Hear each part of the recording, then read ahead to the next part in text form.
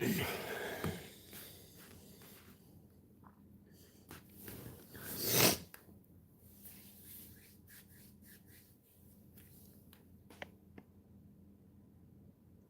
going on, YouTube? Early morning live today. Let's see what y'all up to, man. Where y'all from? Trying to meet some new people around the world. Trying to network.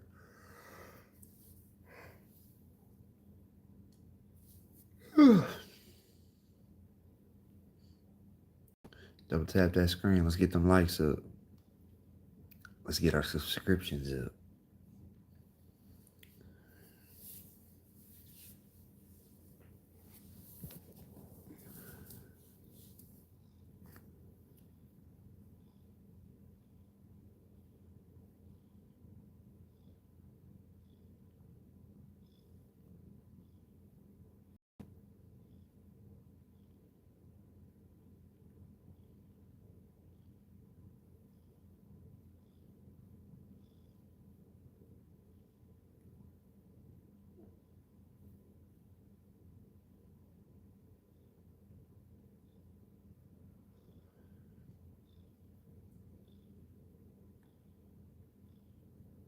Say what up, Johnny. Say what's up. Say what's up. You getting out of here? My cat's more like a dog.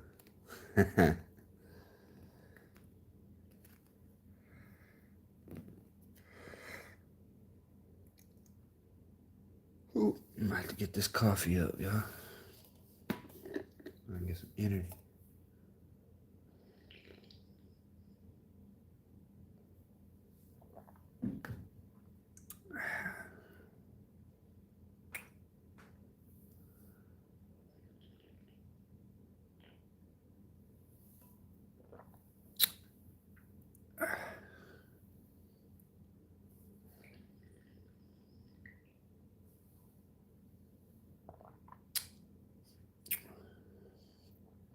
Black coffee.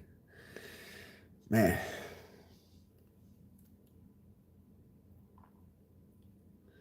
Phone archive. Hello, how are you doing? Where are you from? I'm trying to meet new people today. I want to meet some people around the world. A-Rad, what's going on, A-Rad? How you doing? Where are you from? What you got going on? Serbia? Okay, tell me what Serbia is like. I'm curious. What does a deaf gynecologist do? All right, Brad got the a deaf gynecologist. Let's see. I guess he just got to use his damn. They read lips. Yeah. What up, Neon? How you doing? You from America? Me too. From America. Where's everybody else from? What does? Oh yeah, Serbia. So where? Serbia, is that in? I used to be really good at fucking. Damn, it's early. At geography, but nah, I need to brush up. I want to say Serbia is in Russia. I know it's cold as fuck in Serbia. That's why I never fucking.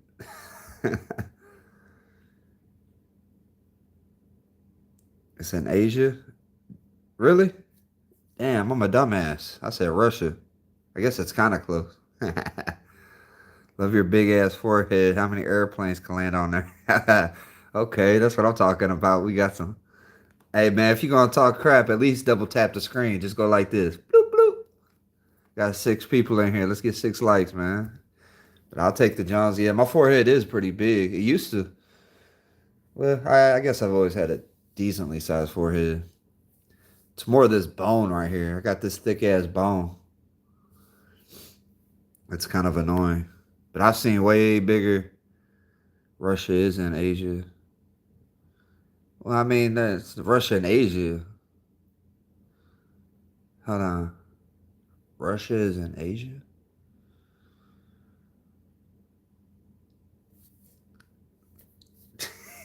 Told you I'm a dumbass.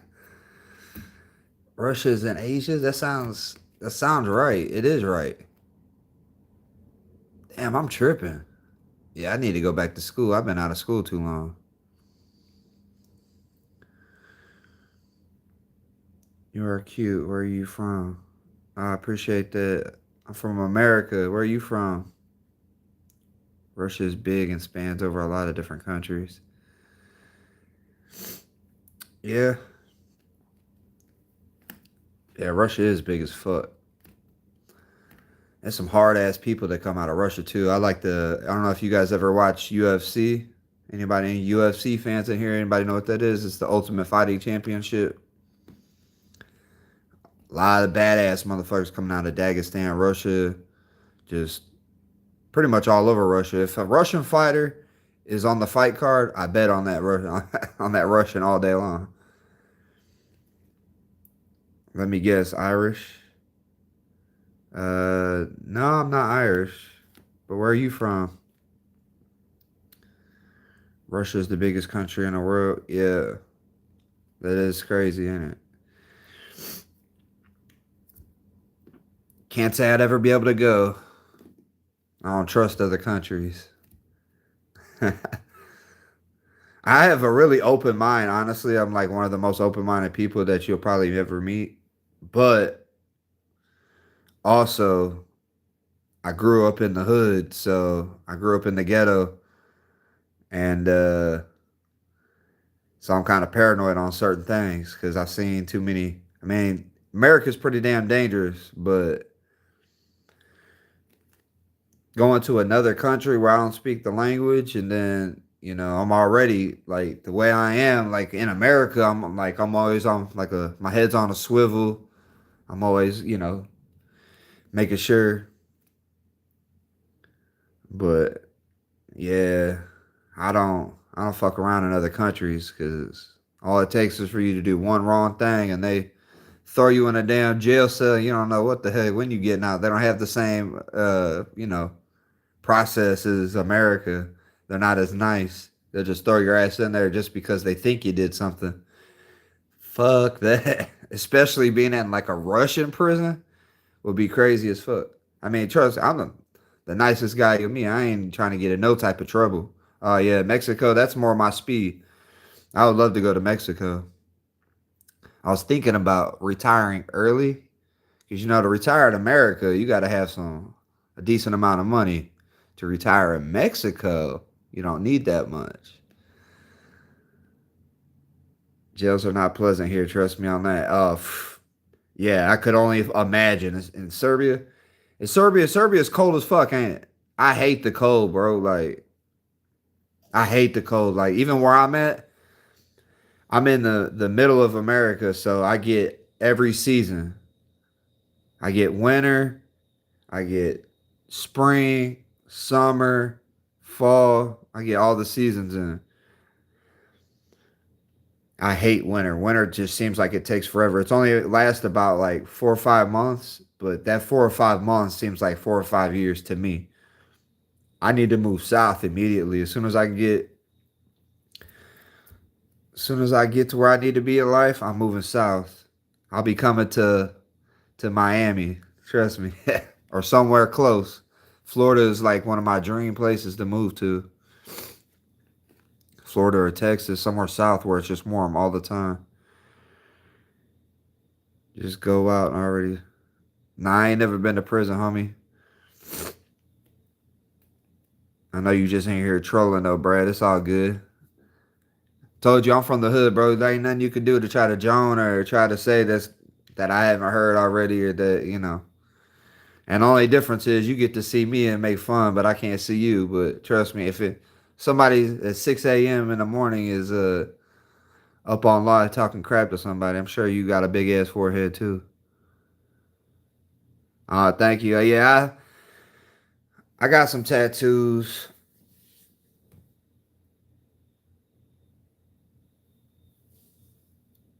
Moved to Austin, Texas. Yeah, Austin, Texas would be awesome, bro. Like, I'd be going first place. I'd be going is trying to get on Kill Tony. Even though I'm not a comedian, but I can think of something funny to say. Like I said, that's all we did back in the day. We were so poor, living in the ghetto. All we did was just sit outside. We played basketball. We made fun of each other and just crack jokes all day long. So,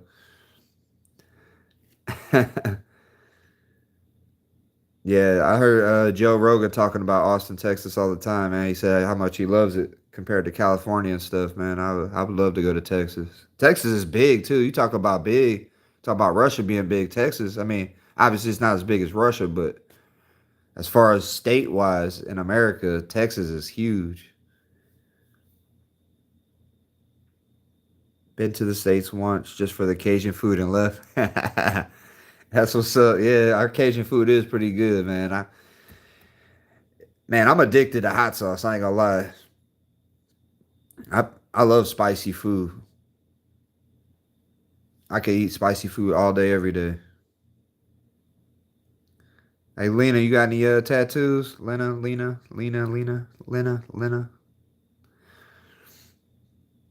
How is it down there? And you said Miami, right? How is it down there? Is it pretty busy, spring break and all that stuff? I know. I heard Miami's more like city life, right?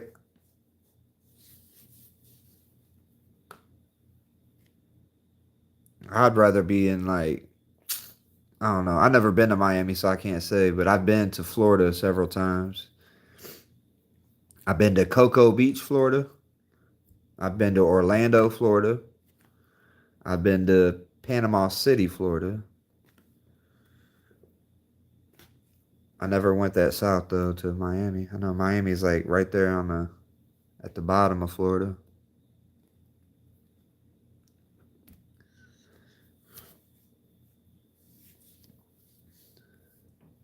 Yeah, my I don't really like my tattoos, Lena. I ain't gonna lie. I don't have tattoos, but I love seeing them on people. Yeah, so I'll give you a backstory on my tattoos since a buddy's steadily trying to say that I got them, that I look like I got out of jail or something, but nah, definitely didn't get them in prison or nothing. I never been to prison, but back in the day, back in the day, I'm 35, right? So I was born in the 90s and tattoos really weren't accepted. So a lot of people that were like anti-establishment, they were just, it was more of like a rebel type thing, you know? It's like you're like all the old people who hated tattoos, it was kind of like a F you to them in a way. It was just kind of, you know how it is when you're young. And then on top of that, where I grew up was I was grew up and had a single mother in a really, really rough area in the Midwest. And it was nothing but poor people. We were all poor. I was like pretty much one of the only white people in my city. And so, like, just for that simple reason, I had to take a lot of crap. I had to put up with a lot of crap. I had to deal with a lot of racism and, but you adapt. So, I dealt with it and, it made me who I am. It gave me the character I am today. But tattoos was kind of one of those things where, you know, it was almost like I got them as a defense mechanism, you know? So like I got them so that way when people see me with tattoos, they'd be like, "Oh man, don't fuck with that guy."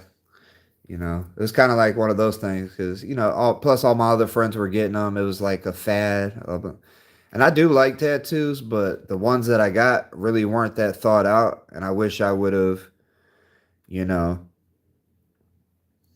I wish I would have thought them out better, or And trust me, I could be totally tatted up. Like I've spent so much money. Like if you check on my channel, I've been posting a lot of motivational content. I've been talking about how I changed my life around because I used to be an alcoholic and I quit drinking and I got sober. And I talk about how I used to be addicted to gambling. I used to be gambling all the time.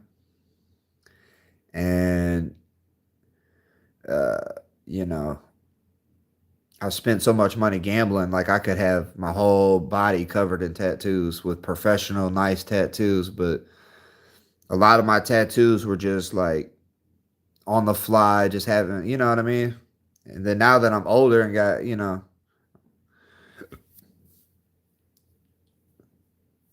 so like I got an anchor right here. I don't know if you can see it. My lighting's kind of.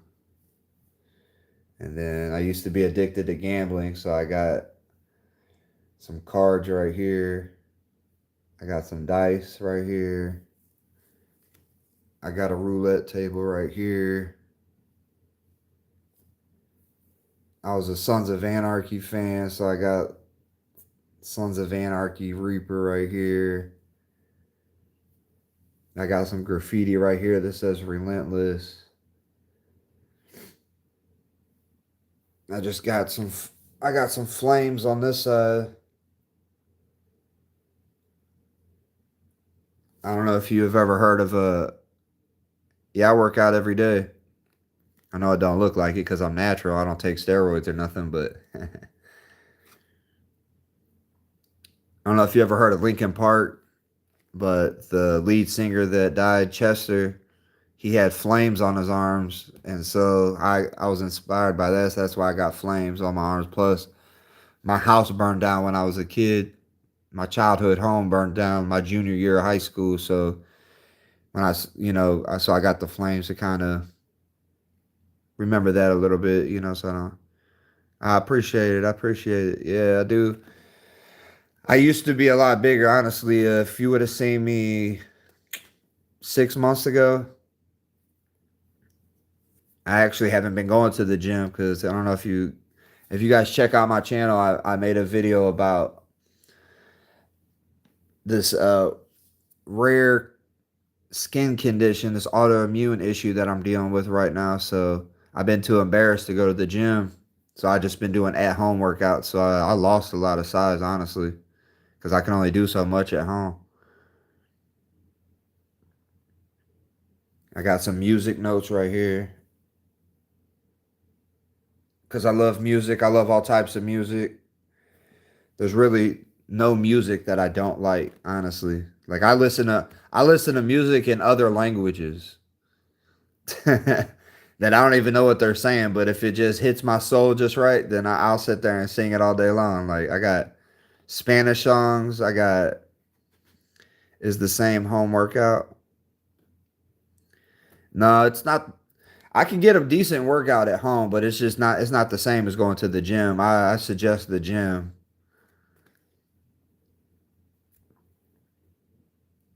just because. Well, Didandra Aris. No, well, thank you, thank you, thank you. Yeah.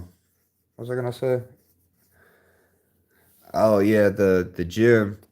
Like the gym when you go to the gym, like the hardest part is just getting up and going to the gym. Like me, I like to work out like right now, like early in the morning.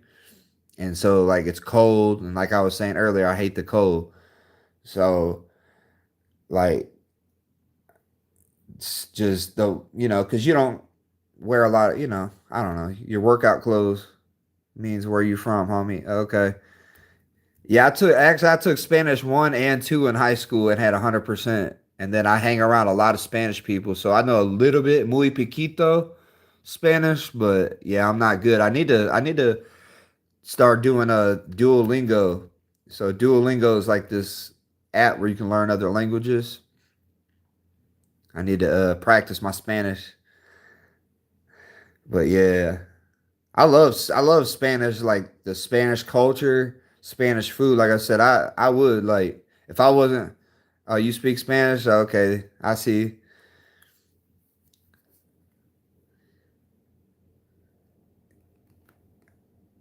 Yeah, so I work. So check this out. So one of my very first jobs when I was a kid, when I was like 16, 17, 16, uh, I worked in a Chinese restaurant, right? At like a Chinese buffet, and I was a dishwasher in the back, and it was nothing but Spanish speaking people back there. Like they barely spoke any English.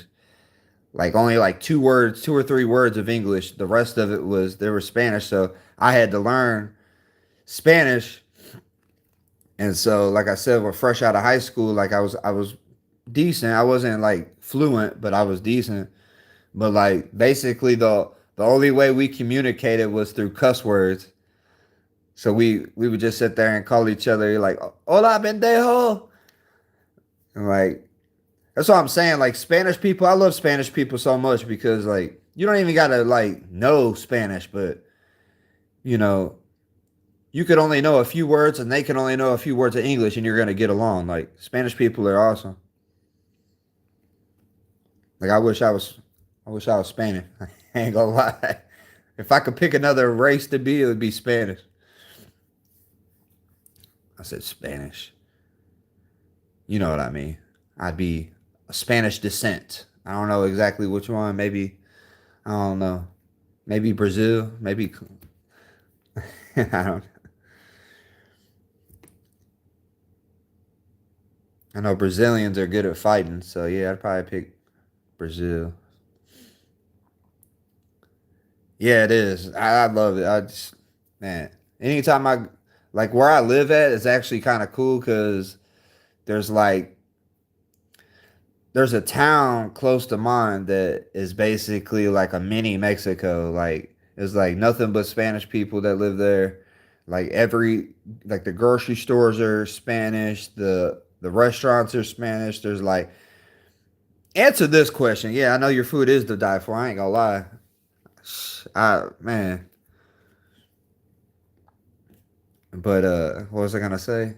Yeah, like this don't make no sense though. Like, cause basically where I work at is by that town that I'm telling you about. That's like mini Mexico, and I like they have like 10 food trucks on this one street, and they're all the same. They're different like names. Like one's called like you know El Taco, and then the other one's called they got all these different Yo también te amo. Oh yeah, I'm from America, bro. My bad. I didn't mean to not answer your question. I'm from the Midwest. From the gutter, from the gutter, from the gutter.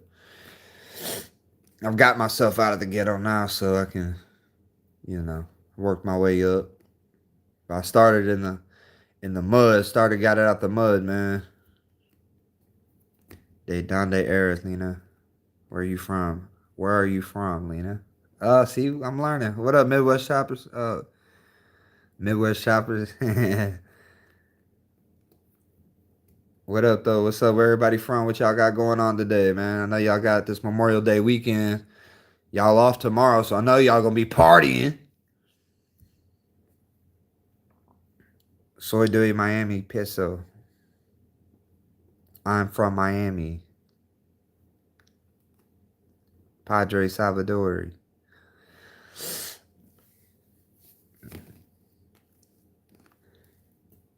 Yo también te amo means I love you too. Lena said te amo, which means I love you.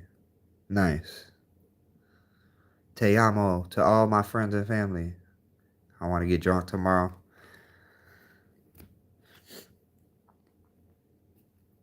Yeah, I could see that in Miami. So y'all be up all night long partying. Shit. I know that's a party city.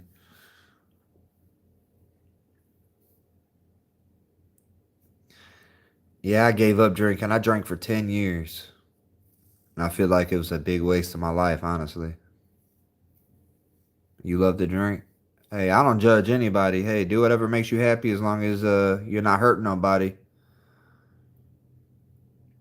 But me, when I would get drunk, I never I didn't ever I don't have a off like certain people can have like a few drinks and then they're good, or it only takes them a few to get drunk. Like me, I have like a super high alcohol tolerance, so I could just drink, drink, drink, drink, drink, drink. They say drink like a fish. I could just drink, drink, drink, drink, drink, drink, drink, drink, drink, drink, drink, drink, drink, and then Before I know it, I'm like blacked out drunk, and then I'm acting stupid, and I'm yelling at people, and I was like super aggressive, and just doing dumb stuff, trying to fight people, just stupid stuff. So I just gave it up. I was like, man, this is a waste. Plus, I got children, young children now, so like, I don't want them to see me like that. But hey, to each his own. I'm a better person now that I don't drink. Plus, like I said, I work out all the time, so like working out and drinking doesn't go together. So I suggest anybody who has like that drinks a lot and doesn't have like, if you go start going to the gym, oh shit, my alarm. If you start going to the gym, that will change your life dramatically. Like you don't even gotta go because you want to look like, you know, a man who's in really good shape these days. I don't know, freaking Chris Hemsworth. But you guys know what I'm saying. Like you don't gotta go and try to be like super shredded. It's just I go for like the mental health benefits. Honestly, like instead of going to a therapist, I just go to the gym. I put my headphones in and I just lift that iron, and you'd be surprised. Okay, yeah. As long as you drink responsibly, that's the key. But the thing is about drinking, especially if you're having a good time, you know, that drinking responsibly, you always everybody starts out drinking responsibly and then they get a few drinks and it goes right out the door.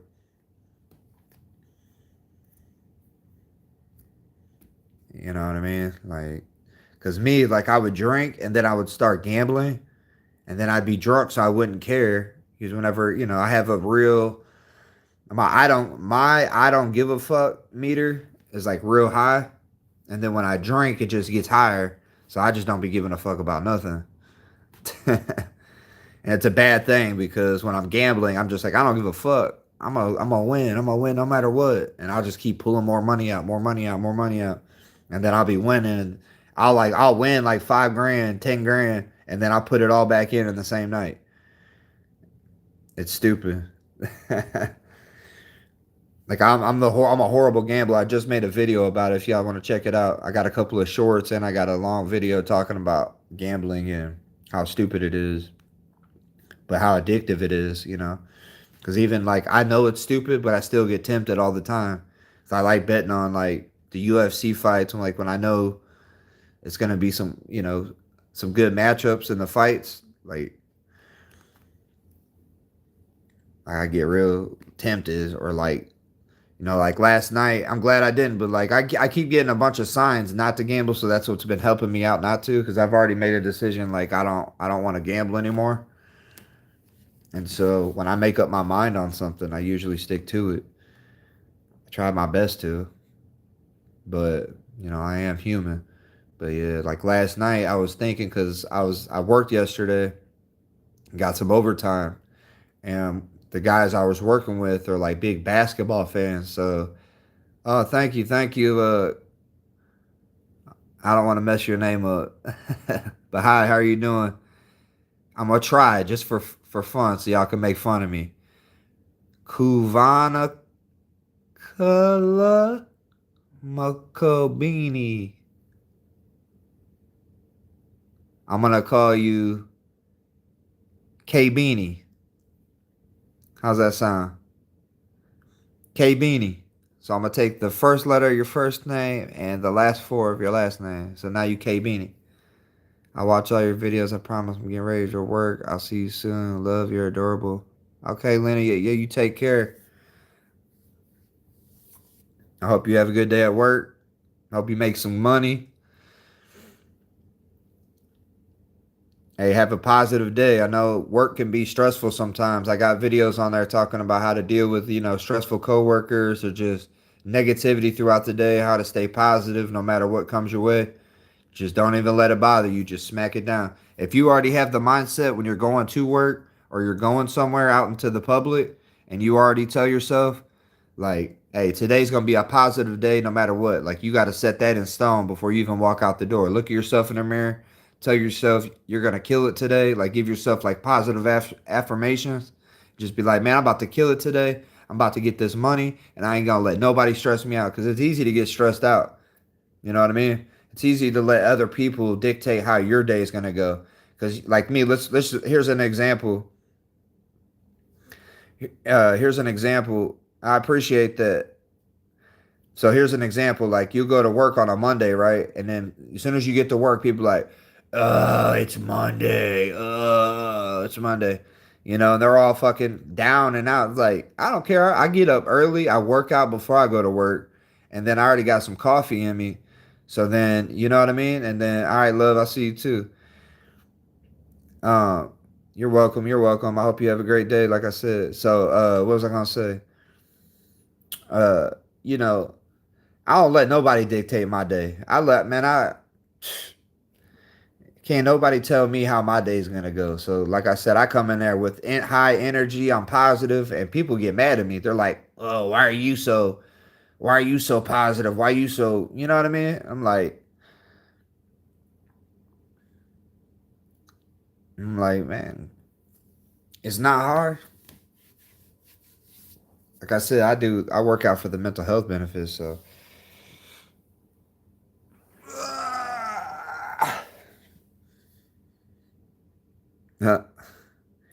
yeah. So, yeah, man. Just I made a bunch of videos on it, and hopefully, you guys can somebody can get something from it.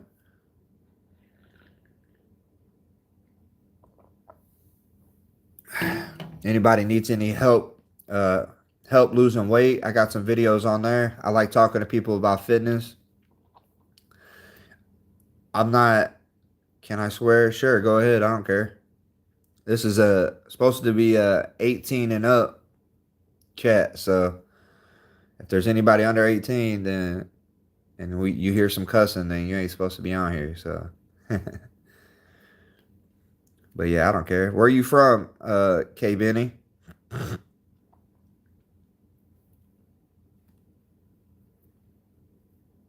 But yeah, I like talking to people about fitness, man, and I'm talking about just like if you want to take it to the next level to be like a bodybuilder and stuff, well then you're gonna have to get with a bodybuilder. But just to like be in like fit in shape, like better than 90% of America.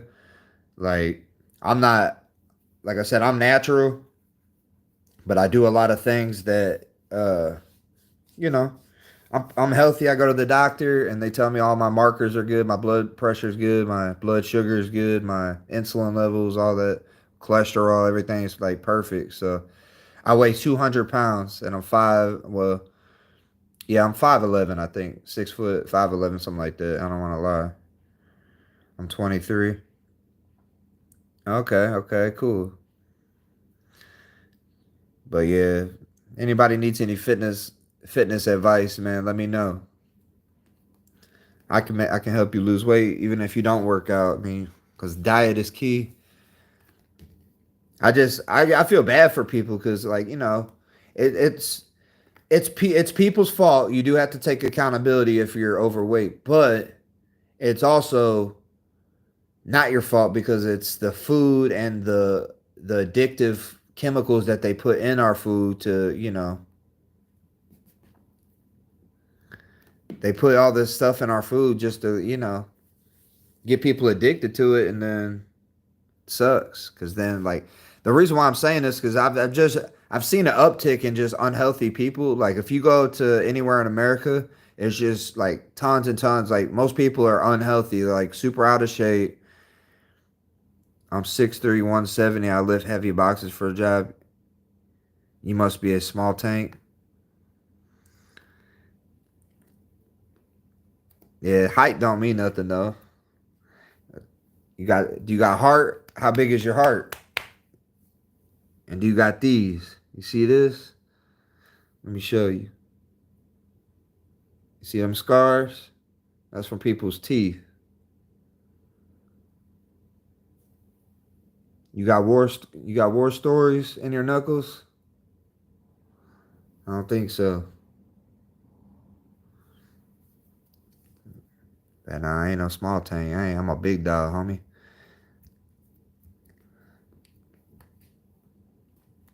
Ain't nothing small over here, big dog. What up, y'all? Come chill with my cat real quick. Y'all want to see my cat? Say what up to Johnny, y'all. Quit being a little bitch. Get over here and say what's up to the people. Come on, your good kitty. Here's your good kitty. Here's your good kitty. Here's your good kitty.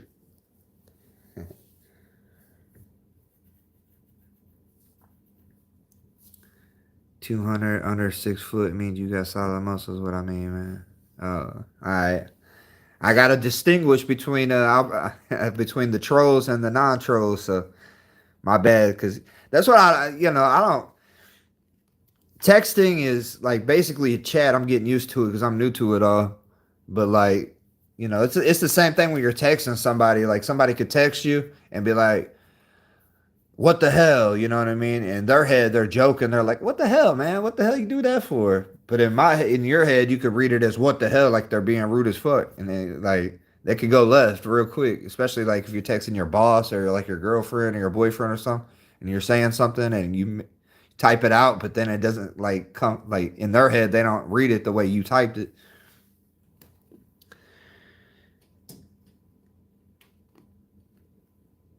But yeah, man, I was up at the 220, man. I lost 20 pounds, dude.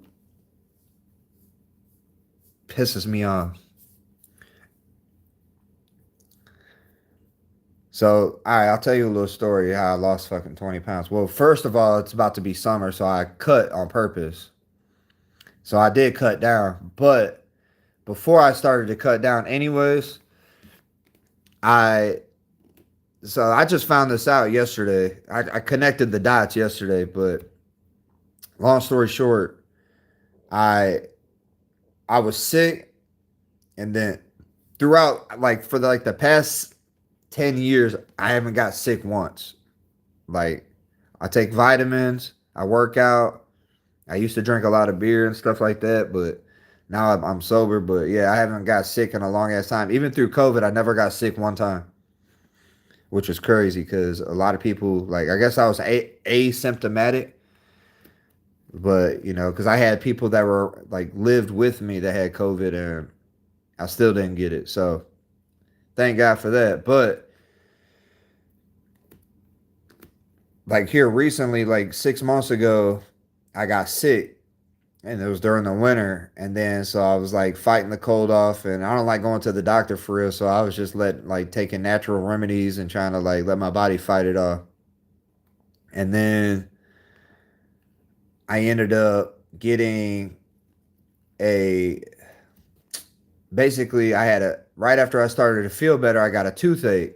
And so I was like, damn, this shit hurts. So I ended up going to the dentist and they put me on this like they said I had an infected tooth, so they had to do a root canal.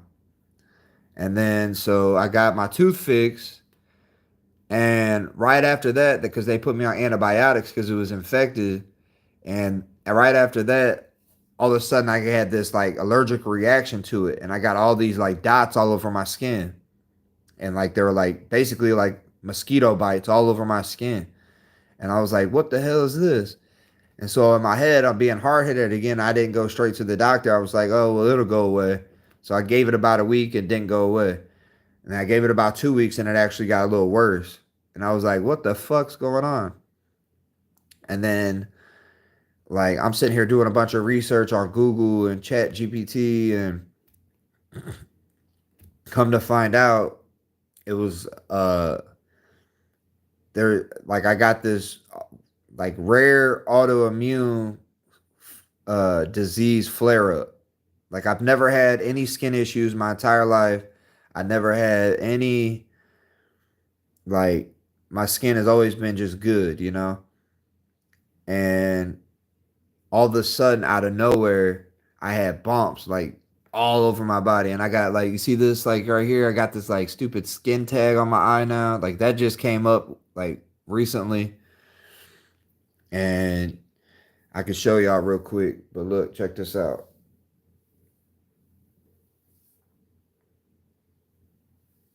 You see that? And that this is actually 3 months later.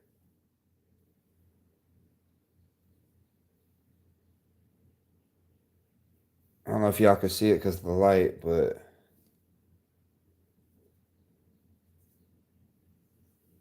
Yeah, it's all. You see this?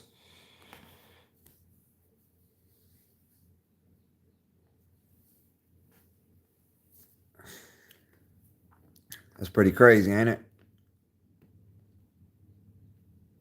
So what it's called guttate psoriasis. You can look it up. GUTTAT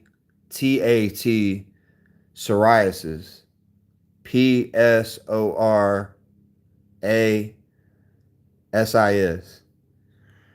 And what it is autoimmune. It's basically my body was trying to fight off what it thought was this infection, and it's like overproducing skin cells. So it's like it's basically, you know, producing more skin than it needs to.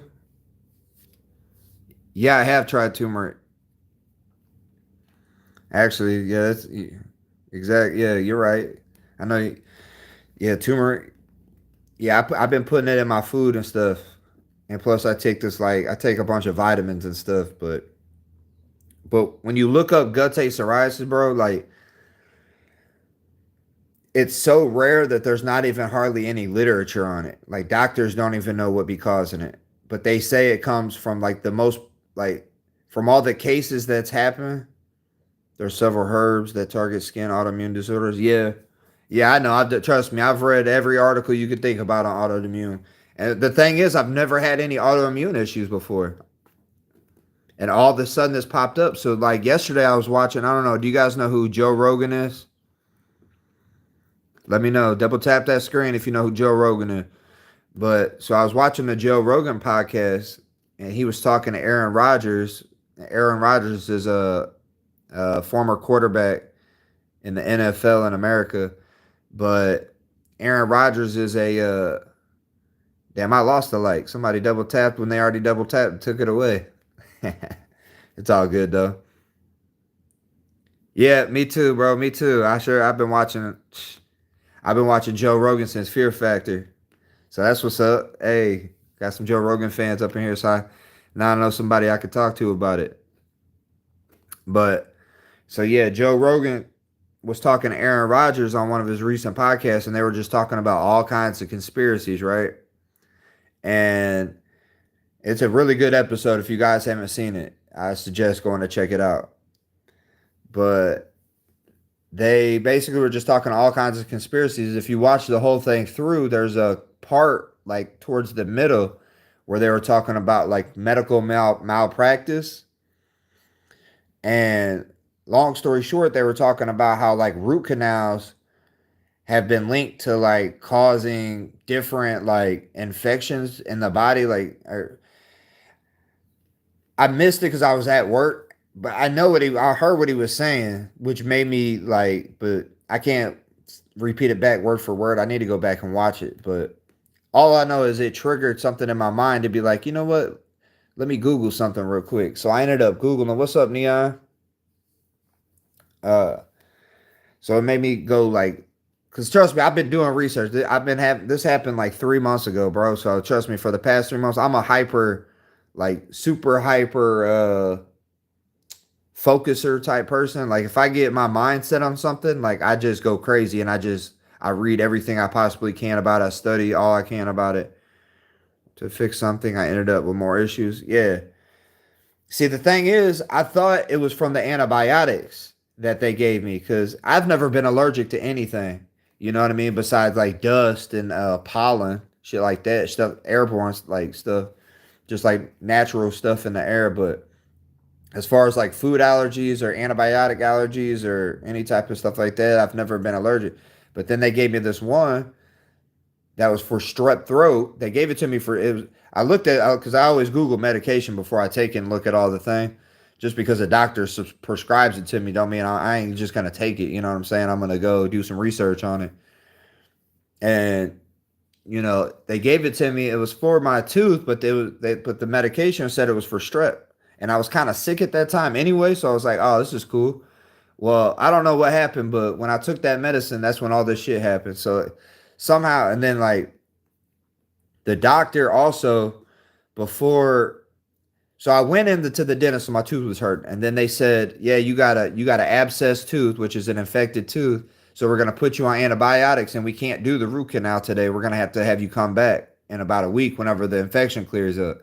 So I was like, all right. So I went home. I started taking the medication. And then, like, a day later, they called me and they're like, oh, we got an opening. We can get you in. And in my head, I was like, that's weird. You just said you couldn't do it for a week because of the infection. And they were like, oh, no, no, we can get you in.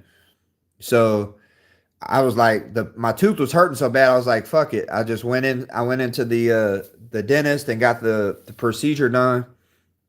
And I guess immediately after that, because they numb you up, so you don't even feel like. And I'm the type of person I can deal with pain. So they but apparently there's a lot of like trauma to your body when you get dental work. It's like it stresses your body out, and that's one of the things that could trigger the autoimmune disease. I call it autoimmune disease, but it's basically just a flare up for real. It's like a random ass flare up. It usually lasts 3 months, but it can last up to like 6 months. And yeah, so it's it's been a pain in the ass to say the least, because the shit be itching like a motherfucker. I be putting hella cream and shit on it, and like the only thing that's been saving it, like it looks so much better now because of I've been getting a lot of sunlight, so I've been going outside and like tanning and stuff. But it was way worse. Like they were all like flared up and bumped up and itching like a motherfucker. Like it's been a nightmare, bro. Like, and then whenever Joe Rogan was talking about how root canals can lead to like autoimmune issues, I was like, what? I was like, that's crazy. And then I Googled it and asked ChatGPT, and sure enough, so basically for me getting the damn root canal done, it it spread the infection like throughout my body, and then second, I guess just from all that stress on my mouth, like it just triggered a random, my body to try to fight off the infection and just went crazy. And it basically left all these damn spots all over me. I look like a damn cheetah. Shit, lame as fuck. Cause I haven't even been going to the gym, bro. Like I used to go to the gym every single day. And then like that's how I found out about it. Cause I was at the gym and I was working out. I had a hoodie on, and me and my buddy were working out, and I took my hoodie off, my pump cover. I took my hoodie off because I was hot, and then I looked down and that fucking shit was all over. I was like, fuck no. No, I didn't get a vax. And I didn't get sick all through COVID. I guess I was asymptomatic because I was around a bunch of people. Maybe try dragon's blood compress. It's a tree resin that is known to heal skin. Okay, I'm gonna look that up, bro. Thank you. I appreciate that. But yeah, so also by watching the Joe Rogan podcast, I've heard I learned a lot of stuff from him because he has people on his show that teaches him things. That's how he's gotten so smart. Just you talk to people that know what they're talking about, and then you don't always just listen to what people say. You do your own research. But what I've been doing is I've been going on a carnivore diet. And apparently carnivore diets can, help. And it has, because I had like psoriasis, like all on my ear. It was like starting to get on my ear and shit. And it's all gone away now. So yeah, the carnivore diet, basically I heard Jordan Peterson talking about it, and then he was saying how his daughter had like all these like mental health issues, and she had this and that, and then she went on the carnivore diet and it cleared all that up. Yeah, yeah, you got to get your protein in, bro, for sure. It sucks not having carbs because your body needs them carbs for energy, but at the same time, like since I've been on the carnivore diet, I've actually had a lot of energy for real, for real. I could tell I get fatigued faster, like when I'm working out, and I have lost a lot of size. I feel like a little bitch right now. I ain't gonna lie to you. But I appreciate it. A lot of people still give me compliments and stuff, and because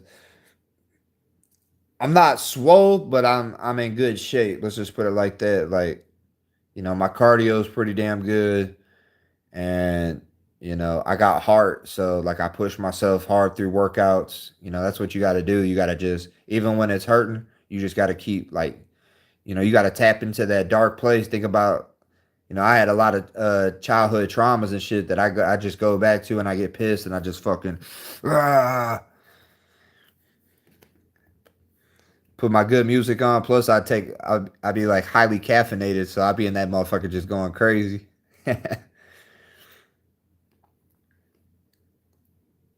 Targeted carb days with stuff like that. Blueberries help. Yep, I do blueberries. That's basically what I've been on. Is so the carnivore diet is basically just meat and fruit for real. That's what I've been eating. A lot of antioxidant to help with like inflammation and stuff. But yeah, a lot of blueberries, a lot of. I've been staying away from the citricy fruits like oranges. I love oranges, but I haven't been eating them. Lemon, I haven't been taking. I did keto for about a year and 20. Yeah, it works, bro. Keto, I suggest anybody who wants to lose weight, if you do a keto diet or a carnivore diet where you just basically you go on like a very low carbs or you cut out carbs, you'll lose a lot of weight. And people will recognize it. People will be complimenting you.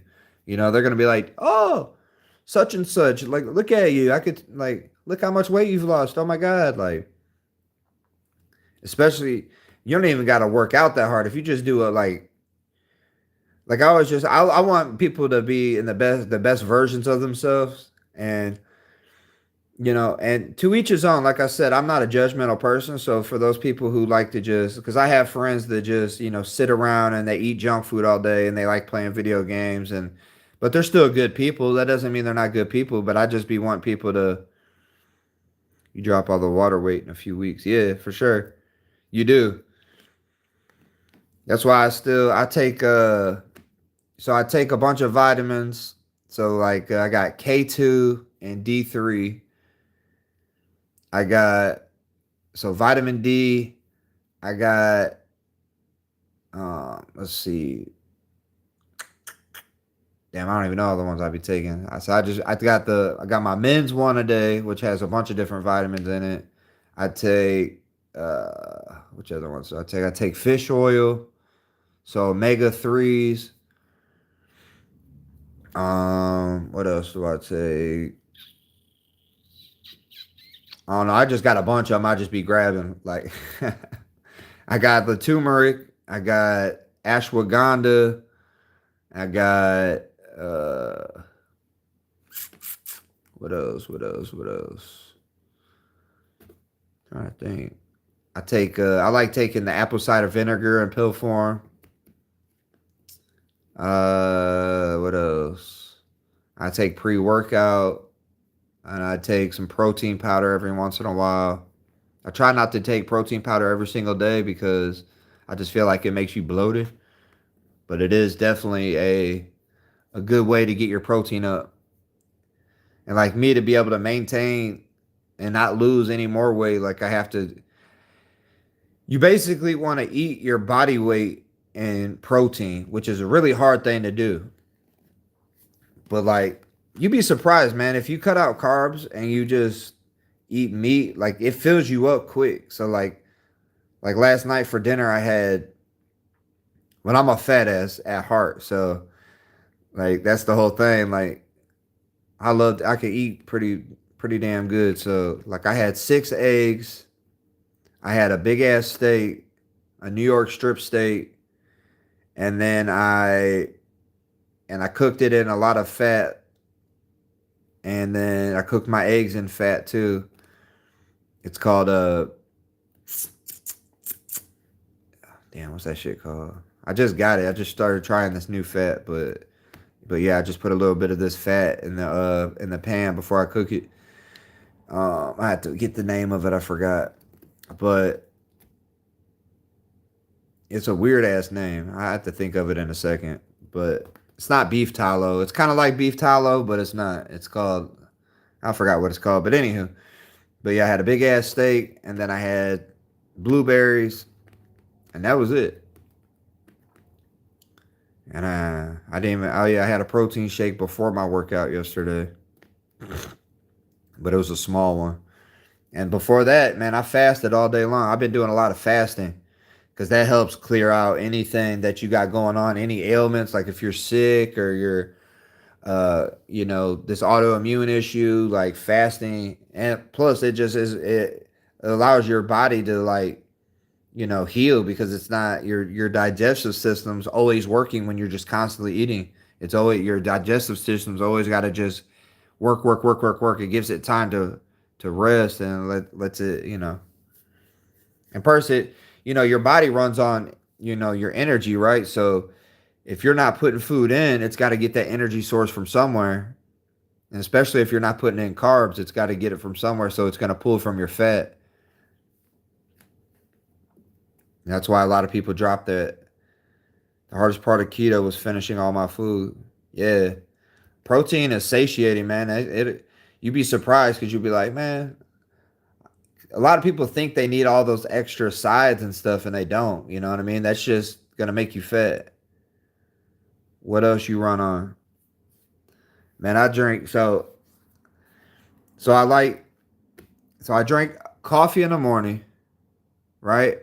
So black coffee, I don't be adding nothing to it, no sugar, no. Every once in a while, I do a zero sugar creamer, but that's it. But I don't even like doing that a lot of the times because there's still a bunch of like chemicals in, like flavorings and unnatural things.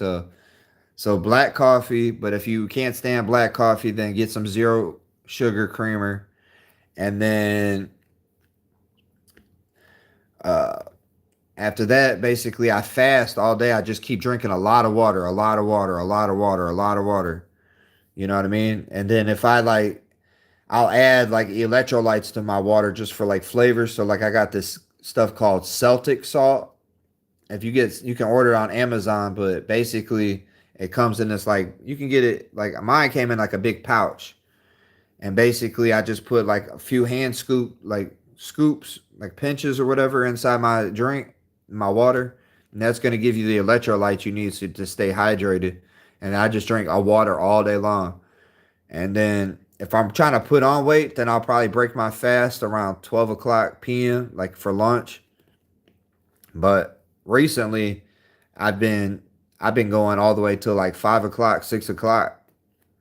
So basically, I don't eat all day until about 6 o'clock at night, and but I have a super big meal. Like oh yeah, I had avocado last night too. I've been eating avocado. I don't really like avocado, unfortunately, but I just always see everybody else eating it. It ain't bad. It's not that I hate it, but it's kind of bland, But when you mix it with something like I put it in my eggs or I put it in my, eat it on the side with my steak, it was actually pretty good.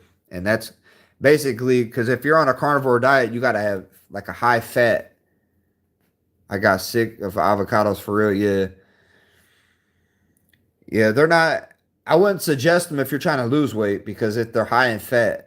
But if you're on unless you're going on a carnivore diet to where you're basically you're gonna run off fat, fat and protein basically, and cut out the carbs. But you got to have a high fat protein. So like, I purposely put butter, butter on my stuff and like you know. But yeah, man, and it's hard though. You got to have like super strong discipline to not eat throughout the day. Like I always, and you don't notice it until you're doing it. Once you do it, and a lot of people do fasting for spiritual reasons too. Just to throw that in there, like you just feel different. Your body, your mind's clear. Like once you get through the first, like they call it the keto flu, is like whenever you go on a low carb diet, like your body's not used to it. And so your body's like, where's them carbs? I need some macaroni and cheese. I need some mashed potatoes. I need French fries. I need this. I need that. But trust me, you're not going to die. You're going to be fine. You just got to get through it. It's like a withdrawal. Like if you ever, like whenever I stopped drinking alcohol, I was having like, you know what I mean? Like headaches and stuff like that. But But I was, yeah, that's a whole nother topic. But yeah, man. But what's y'all diets like? What do y'all be eating, man? That's why I love talking about. I love talking about fitness and just diet, learning new stuff. I learn stuff from people. People teach me stuff. But yeah, it's worked for me. I can only tell y'all what works for me because what worked for me doesn't always necessarily mean it's going to work for everybody else. So, but I've seen multiple people. I just had a friend lose like 100 pounds because he listened to me and he went on a strict carnivore diet. Like I said, and it makes it a lot simpler whenever you're cooking food and shit because you don't got to make all the extra sides. You could just what's for dinner? And you gotta get creative with it because it does kind of get boring. Like me, I love steak, so steak can never be. I mostly been eating whatever, but I cook pretty much all my own food, not a bunch of processed stuff. Yeah, see, that's gonna help you out tremendously, or is probably helping you out tremendously. First of all, it's cheaper. You're gonna save so much money. Like people think when they're buying their groceries, they are expensive. Don't get me wrong, they've went up in price, but like usually when I would look at it like a steak, I wouldn't even buy it because I'd be like, man, that's $10 for one steak. Man, that's crazy. I ain't buying that. But then now that I look back on it, I was kind of dumb because one steak, first of all, it's high quality food. Second of all, yeah, it's $10, $12, whatever for one steak. But if you think about if you're having that for dinner, think about how much you would usually spend at dinner if you go to Taco Bell. And like it's like 60, 70, but like you know what I mean? Like even fast food costs like $60 nowadays if you got a family. But if you go by yourself, let's just say you're feeding yourself, right? You're gonna spend way more than $10. There's no way you're eating less than $10 when you go out to eat. Like if you go, even if you're just getting fast food, if you go to McDonald's, that's probably the cheapest place. You're still gonna spend like with if you get a drink and you get a combo of any kind, or unless you're just getting off the dollar menu. But I mean, basically you're gonna spend at least $12. Let's just be light. I'll just say $12. But it's gonna be more. Anywhere you go, fast food wise or out to eat wise, it's gonna be more.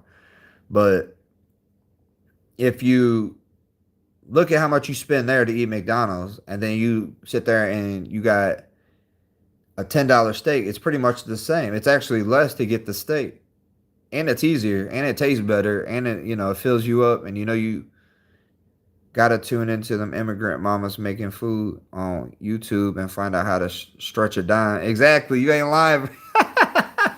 Hey, they be making it stretch, but I ain't gonna lie, man. If I had a Unfortunately, no, I'm just I ain't gonna say it. I ain't gonna say it. But yeah, my wife, she's white as hell, so her ass don't know how to cook none. Nah, she's gotten good though. She's gotten better. Her steaks are fire, and she kills it with the eggs too. So her eggs are pretty good, and that's basically all I eat. I make the chicken. She don't like touching raw chicken and shit like that. So hey, I'm gonna tell you this. I don't know how old you are, but if you like barbecuing and stuff like that, you want an easy way to like cook your food and to be healthy. Get you a pellet grill, bro. Like it's worth the investment. I know they're expensive. They're like $500. 35. Okay, cool. We the same age. I'm 35. 90s babies. Let's go. But get you a pellet grill, bro. Like I had a charcoal grill for the longest, and they're cool, but they're kind of it's a skill thing, so it's cool whenever you cook on the charcoal grill and it comes out good, but you got to like stay there. You got to sit right there and like tend to it the whole time so you don't burn your food. You got to make sure it's placed just right. But my mom ended up getting me a pellet grill for Christmas. I guess she got it on sale or whatever, but anywho, that don't matter. But man, when I say that thing fuck works wonders, it works wonders, dude. Like, cause basically all you got to do is fill up this little hopper on it.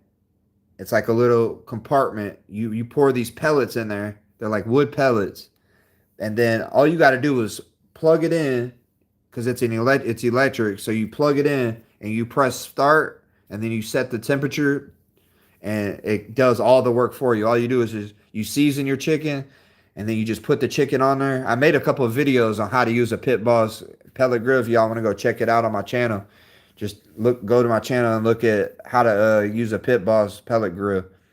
And I do like a little tutorial on there. And there's a couple of my lives too where I barbecue on there. But well, I guess it ain't barbecue, it's smoke because it's a smoker. But man, that thing, all you got to do is just put the chicken on there or put the hamburgers on there and you just walk away and it does all the work. And that's how I meal prep, throughout the week. Like I'll just go out there and make like 8 pounds of chicken and it only takes me like an hour. And there's no cleanup, there's no big ass mess, there's nothing. You just literally season your chicken and throw it on there. And then it does all the work. Yeah, those automated fib. Yeah. Like I always knew they were cool because I heard people talking about it, and then I got one. I was like, bro, that was so easy. Like, so now it just saves a lot of like dishes and like we'll marinate our food the night before and like let it soak all night and like whatever marinating season. That's the thing when you're eating a carnivore diet, like you got to kind of switch up the flavor of you know what I mean? Because just eating like even sometimes I eat just regular bland chicken, but man, that gets old quick. So you got to find different ways.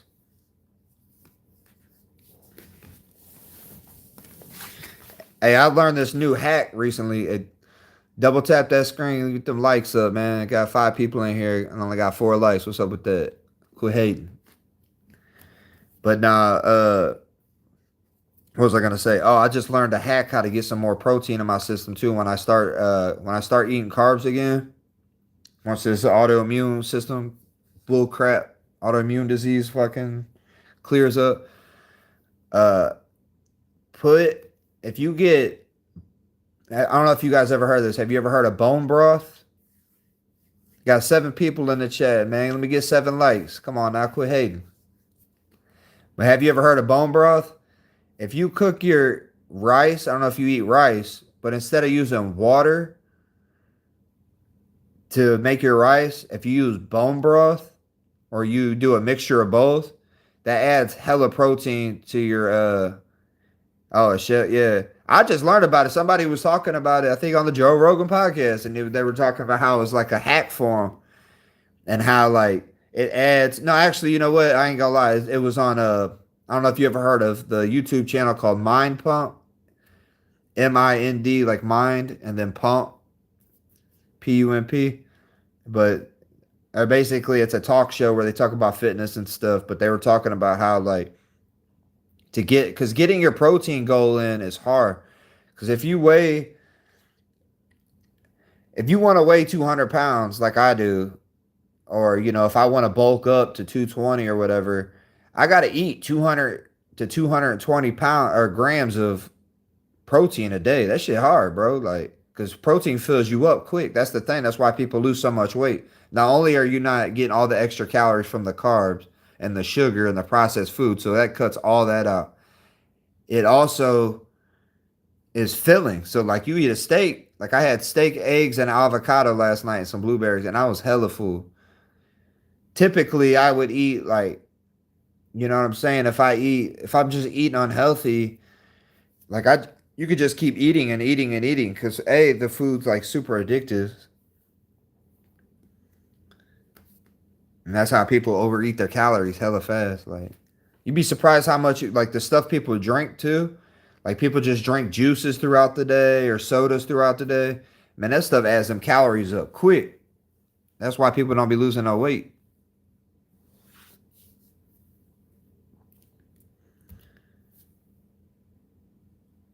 But yeah, y'all gotta check out that bone broth.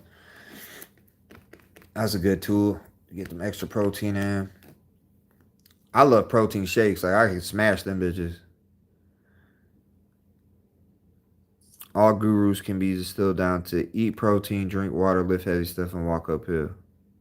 100%. It's that simple, dude, for real. And fast. Don't forget fast.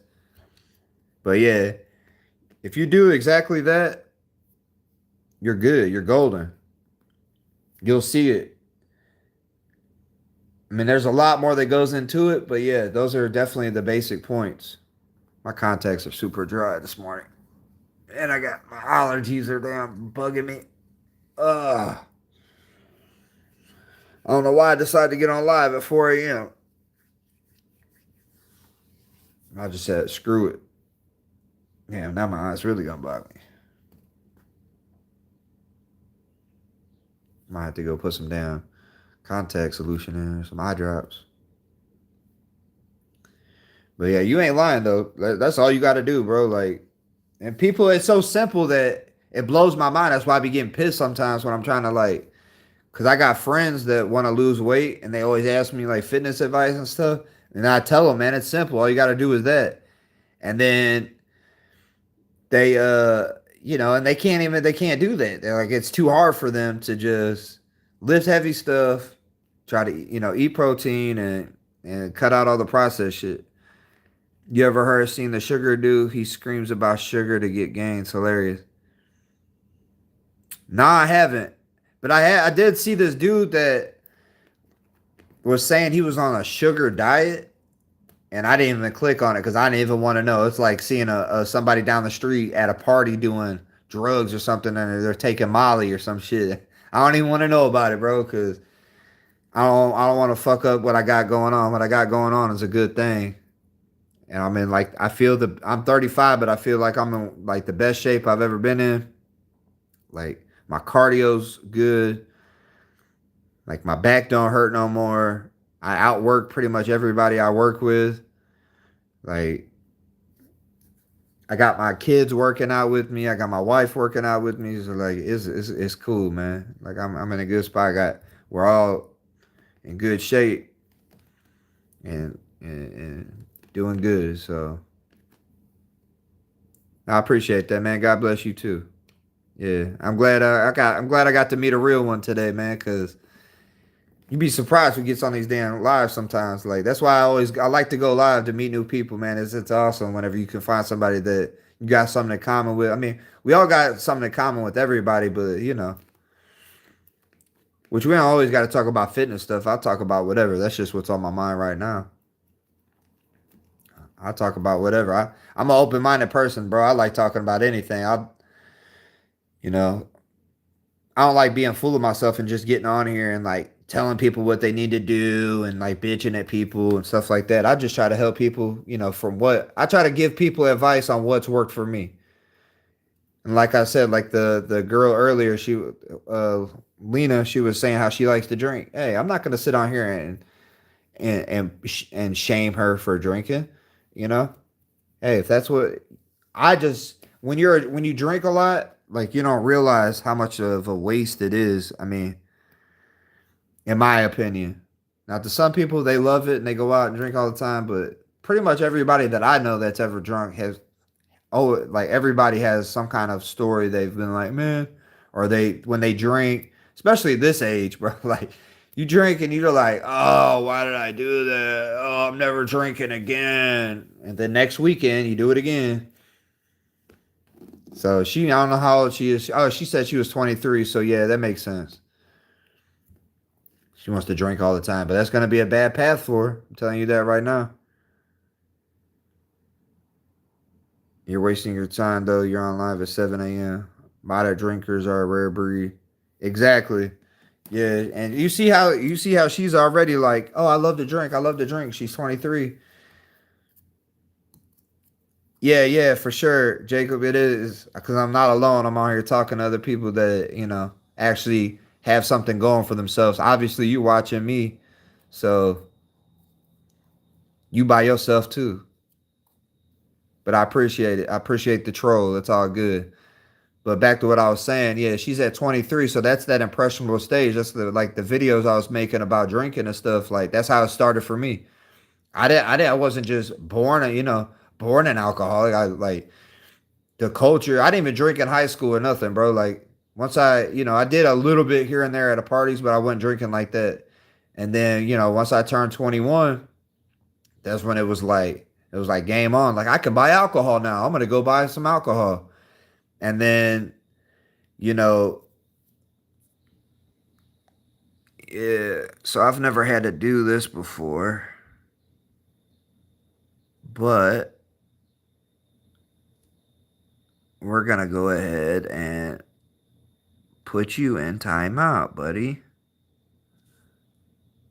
How does that? How about that?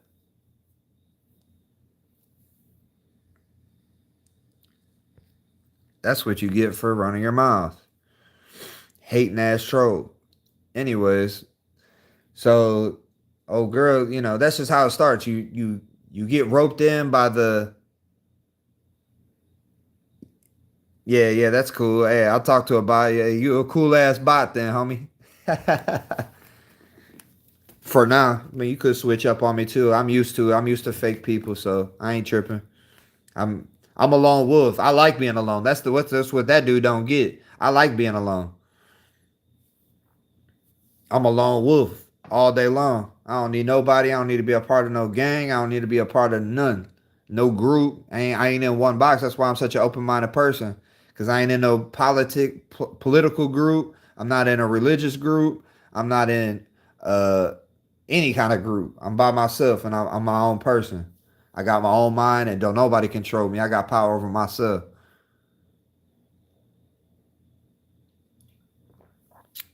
And doing pretty damn good for myself. So kiss my ass, Jacob Kessler. But you only in timeout for 5 minutes, man. If you come back and you act right, then I'll let you talk. Otherwise, I gotta ban your ass. Cause one person does not make or break me. I got a decent amount of subscribers, and a lot of them are cool as fuck. And I've met a lot of cool people, and I've helped. Right, had to go give them a little spank. But now I've met a lot of cool people on here. They're just not on here now because it is early. But I got a decent community that I'm building up of people that are just like positive people trying to level each other up, give good advice. We all talk about all kinds of stuff for real, for real. Like I said, I'm not perfect. I still, gambling is like an addiction. I still be dealing with the stuff like that. But yeah, the drinking stuff, man, that's just obviously when you're young, you're gonna do it. But yeah, man, he's like I said, I hate to harp harp on a certain thing, but a lot of people go down that dark path. Like you said, moderate drinkers are is hard to just be, they always say drink responsibly. It's on all the commercials, it's on the bottles, it's on the can, drink responsibly. But they know exactly whenever what happens when you get drunk. You do not give a damn. Yeah, exactly. The government, man. If the government really cared about their people, they wouldn't even allow gambling because then people would be able to save their money. They make poor people that got barely, you got there's different levels of gambling, right? You got the high rollers who be spending like 100 grand, like Dana White be spending all type of money gambling. But and then you got the lower level, but they like the lower level people to stay, down and out. That's why bro, where I'm at, they got gambling, they got slot machines everywhere now. They got them in restaurants, they got them in like all the bars, or they got them in. There's casinos basically at gas stations. They got casinos everywhere. And why are they doing that? Knowing damn well they're not trying to help people out. They're not trying to have you, go in there with, you worked your ass off for 2 weeks, busting your ass in a low paying job because, that's the only thing that's around here. And not me, but I'm just saying people in general. I see people do it all the time. Like you just got people that barely getting by and, they bust their ass for their paycheck. And, everything's high right now. If you own a house, your, property taxes are high, your mortgage is high. If you rent, the renters, people that are renting out houses, the landlords, they're upping the price. So your rent's high, your bills are high, all this stuff's high, right? So, and your groceries are high now. Like everything's high. And what do? They put, instead of like encouraging people to save their money, let's just say you work your ass off and you only got like $200 at the end of your paycheck, but all your bills are paid, your family's taken care of, but then you got 200. What you should do is put that 200 up and save it. But what a lot of people will do, especially in the poor communities, they're going to be like, well, I'm going to go up here and to the local place, the local gas station, and they got slot machines up there, and I'm going to try to put my, 200 in the slot machine and try to flip it and try to get $1,000 or hit a jackpot or whatever. It's rigged too, bro. It's super rigged. Let me see what y'all talking about. He said, you for sure ate a honey bun on your bunk. Nah, I ain't eating a honey bun on no bunk. That's for sure. I wouldn't eat a honey bun. Shouldn't be illegal. You're choosing to be ignorant with your money. Maybe save and build a company or invest. The poor just want to complain and cry instead of growing. You a hater, bro. Slots work like this. You eventually hit a big jackpot, then you chase the rest of your life. It's called jackpot mentality. Just like drug addiction. Oh yeah, guy, you're exactly right. That's what I'm talking about. Like I'm trying to get people to not gamble. Like if you I like now you talk. I appreciate that, Big Red. But yeah, that's what I'm talking about. Like people get roped in, especially when you turn 21. It's like, what can I do now? What can I do now? Oh, I can drink now. Oh, let's go get drunk. Oh, I could go to the casino now. Oh, let's go gamble. And then you go with a bunch of your buddies and a bunch of people that are older with you and then older than you, and then you go, and what happens? There's a bunch of lights, the machines are going off, people are yelling, "Woo, I just won!" And you don't, but you're not thinking in your head that that person's probably been gambling for 15 years and that might have been the first time they fucking won. You know what I mean? In your head, because anytime you go to the casino, you're going to hear somebody win, and you're going to hear a lot of quiet people too that are sitting there just clicking the machine, and you hear they make, obviously they got the games rigged to where they make a bunch of noise even when you're not winning nothing. You could just, there's been plenty of times where my machine's been just making all type of noise, just ding, ding, ding, ding, ding, ding, ding. You would be thinking I'm hitting the jackpot. Whole time I ain't winning nothing.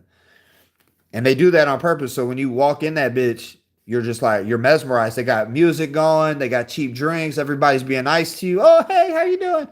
I mean, it is a vibe. I ain't gonna lie, it's pretty fun. But what's gonna happen? You're gonna lose that money. So just like moderate drinkers, you got moderate gamblers out here, responsible gamblers that only go every, ever so often. They only take a set amount of money. But most people, man, like I don't know. I can't say most people. I'm gonna say me. I'm a horrible gambler because I'm actually a really good gambler, but nothing's ever good enough for me, and I don't know how to walk away. No matter how much I try to tell myself, I don't know how to walk away. I'll go in there with $100. I'll win 3 grand, 5 grand, 10 grand, and then I'll just put it all back because I'll go to the high limit room and start doing $100 a spin, or I'll go to the roulette table and do a $2,000 spin, or I get crazy. Even when I'm not even drinking, just sober, I just get crazy. I don't know what it is. Let's see. No one wants your hug, Red. Dude, I'm a girl, LOL. That's like saying prostitutes and strippers are a scam because they don't love you. Girls don't say that, dude. Girls times don't. I'll kick a chick out of my whip if she calls me a dude. I took 500 and made it into 28K in a few hours. It happens. Yeah, it does happen. Exactly. That's exactly, yeah. And that's how you get hooked, because you like, bro, hey guy, what did you do to, because I do like hearing gambling stories, man. It is fun when you win, but the people don't talk about the dark side of it. People talk about the wins, but they don't talk about the losses. Yeah, it's an adrenaline. It's adrenaline. Yeah, exactly. And it's a release. It's an escape from like all the stress. You just had a hard week at work. You're dealing with family. You're dealing with this. You're dealing with that. And you're just life can be stressful at times. So it's basically a stress relief. You go there and you're just like you're on your machine and everybody's having fun around you and you're just locked in and you're just and you're not worried about anything else. All the noise, it's like putting earmuffs on. All the noise in the world just goes away. Yeah. Let's see here. I was thinking about putting Lord on. What do you think, Trivia Gun? Should I put Lord on timeout too? Should I go put him in the corner since he being a hating ass bitch? You have addicts personally like me. We never give up. Love is hard, but it's a big side effect of addiction. Exactly. I worked at a gas station, so I got to see how many buy scratchers, bro. Exactly. Yeah, I like scratch, man. That's the thing. Like when you're addicted to gambling, bro, like certain people have their certain machines and stuff like that. Hang on, real quick, y'all. I need to get a. Let's see.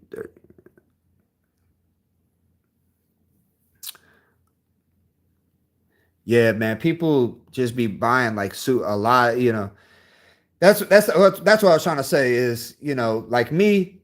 Let's just say I'm really good at shooting dice, right? I love shooting craps. So I'll take some money to the casino, I'll shoot craps, and I'll win a bunch of money. But then I'm looking around, I'm like, let me try the slots. And then I'll go do the slots. And then I'll be walking past a roulette table and I'll go do roulette. Then I go past the card table. I'm like, let me try some of this. And then I'll play blackjack or Texas Hold'em or something. And yeah, it's just I love it all. That's the crazy part. So like I like scratch offs. I like bingo. I like lottery tickets, and it's all bad, bro. It's all bad. It's all bad. It's all bad. Because you get nickel and dime to death. That's what happens. It's like you know you do 100. I like sports gambling and stuff. You just like you put a $20 bet here, and then you do a $40 bet there, and then you win $20. So you think you're winning, but really, if you do the math, you really lost $40. You know what I mean? And then it just you can extrapolate that because I do. I got when I gamble, I like to gamble big. You know what I mean? Like I don't be doing little minimal. Like I don't. Like I know some people who go to the casino and they can play with $20 all day long because they just like doing the 20-cent bets. They'll just sit there with 20 cents and I can't do this. I like doing $20 to spend, $100 to spend. Like I like to go big or go home. The best gamble is starting a business. Exactly. Yeah, you're exactly right. And that's why I try to tell people, man. Like I made a video about gambling addiction. I try to, hopefully, the message could get out there, and maybe it'll prevent some, people from the best way to not get addicted to something is to never even try it. You know what I mean? Just to totally just I the first thing I said on my gambling video was if you want to be a winner, then just don't gamble. You're automatically a winner. And since I've stopped gambling, it's the truth. Because my money just started stacking them instead of me losing. Because you don't even realize, like me, I don't even realize how much I was losing. Because I'd go here and gamble there, or I'd go there and gamble there, and next thing you know, I'm spending like $600, $700 a month, and that shit adds up, bro. That's a big ass car payment. Like I could have a whole nother car, or a boat, or like cool things that you can actually have, like money in the bank. Put it in an investment, like you said, like a 401k. Add it to your 401k or uh an IRA, or you know what I mean? Like there's plenty of other things you could do. Starting a business, man, I always wanted to start my own business. I ain't gonna lie. It's on the top of my bucket list to start my own business.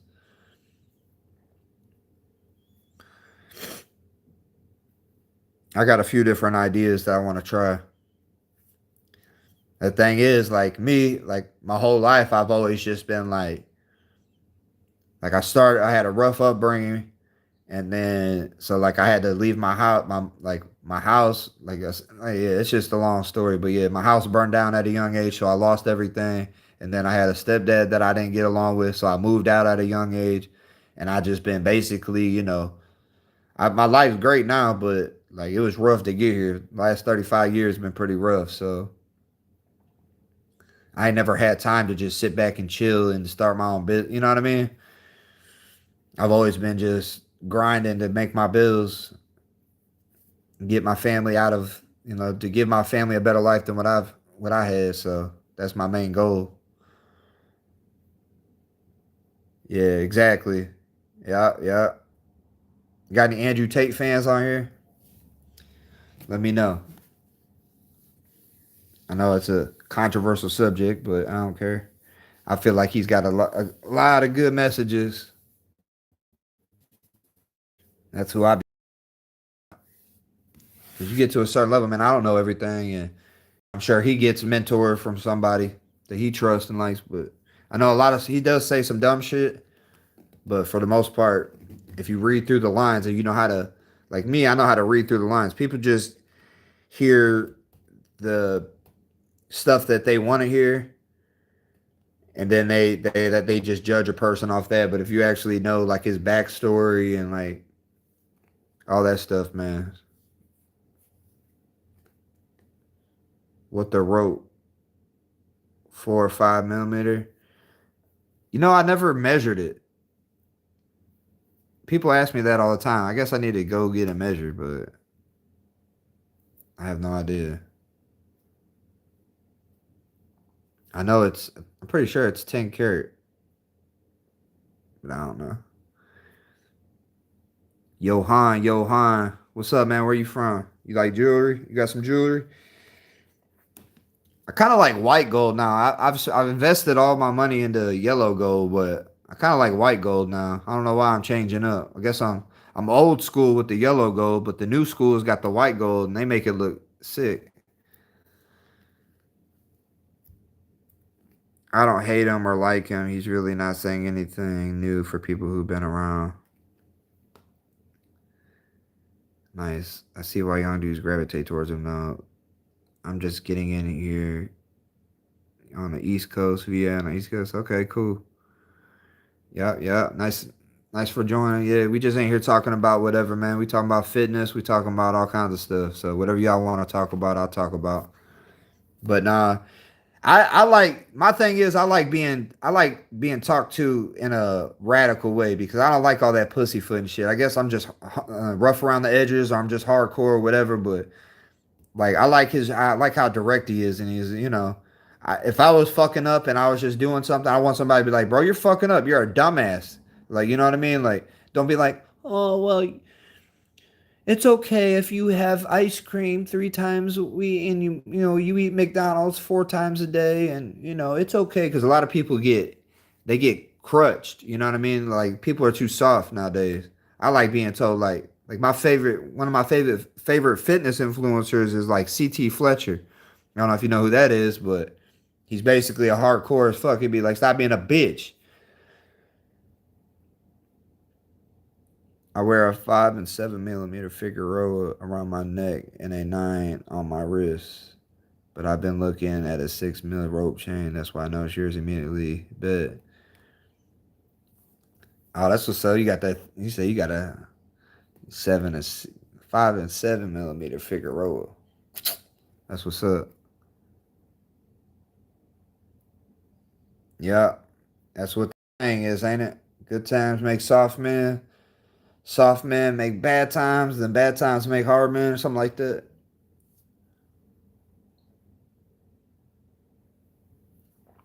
I got to get me a good watch. Johan, tell me if you know about jewelry, man. What's a good watch? I mean, I got a Fitbit. I like my Fitbit though. It does everything that a other watch would do. An Invicta. That's what's popular these days. The Invicta. Daily wear, yeah, nice, yeah. Yeah, I got to get me a nice watch. I ain't never really been a watch person because I just always got a Fitbit. You know what I'm saying? What's up, Finn? How you?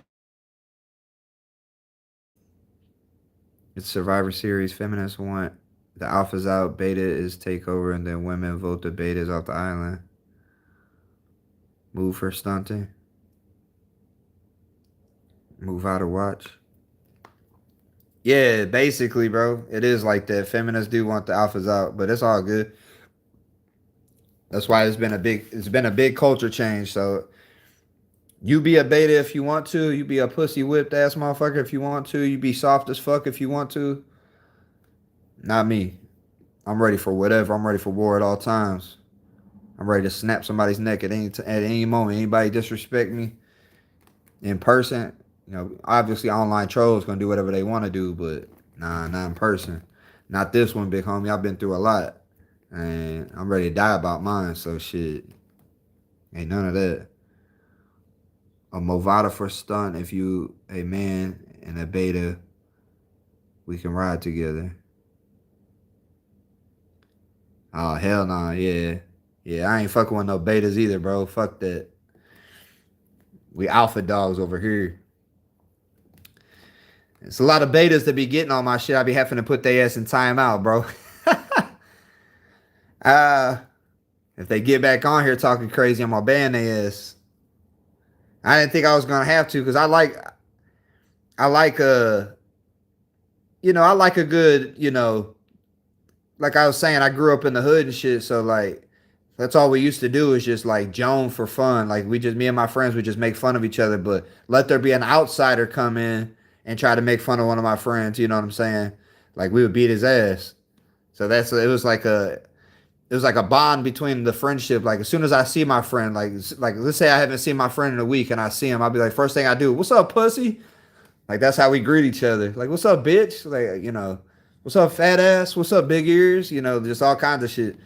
But then, a random person would try to come up and be like, "Oh, what's up, fat ass?" We'd be like, "What you say?" And we get serious as fuck real quick. Like, "Oh no, no, I heard him say it. I heard him call you a fat ass, so I thought it was cool." Nah, it ain't cool. You ain't that cool, motherfucker. Like, I'll beat your ass right now.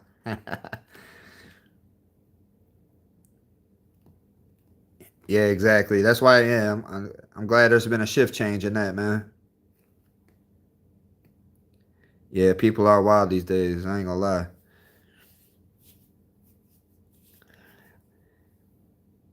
All right, gotta check them fast. Yeah, real quick.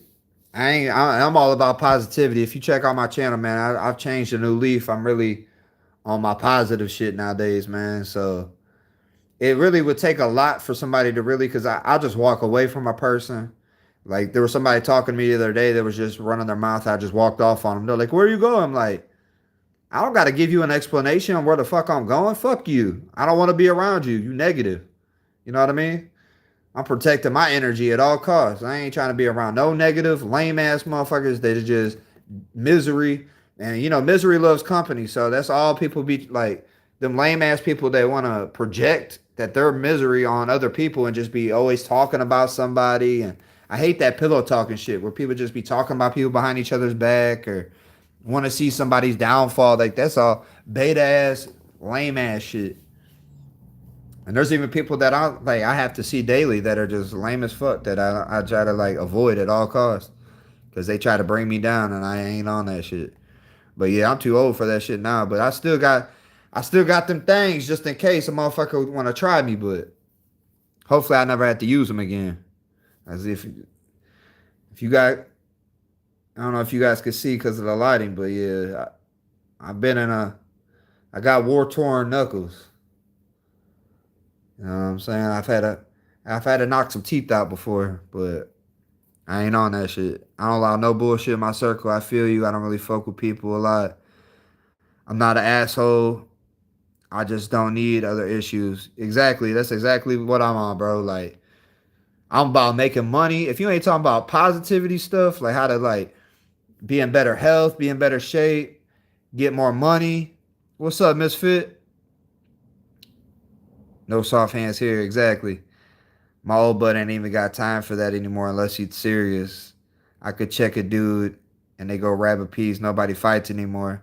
You got that right, gun.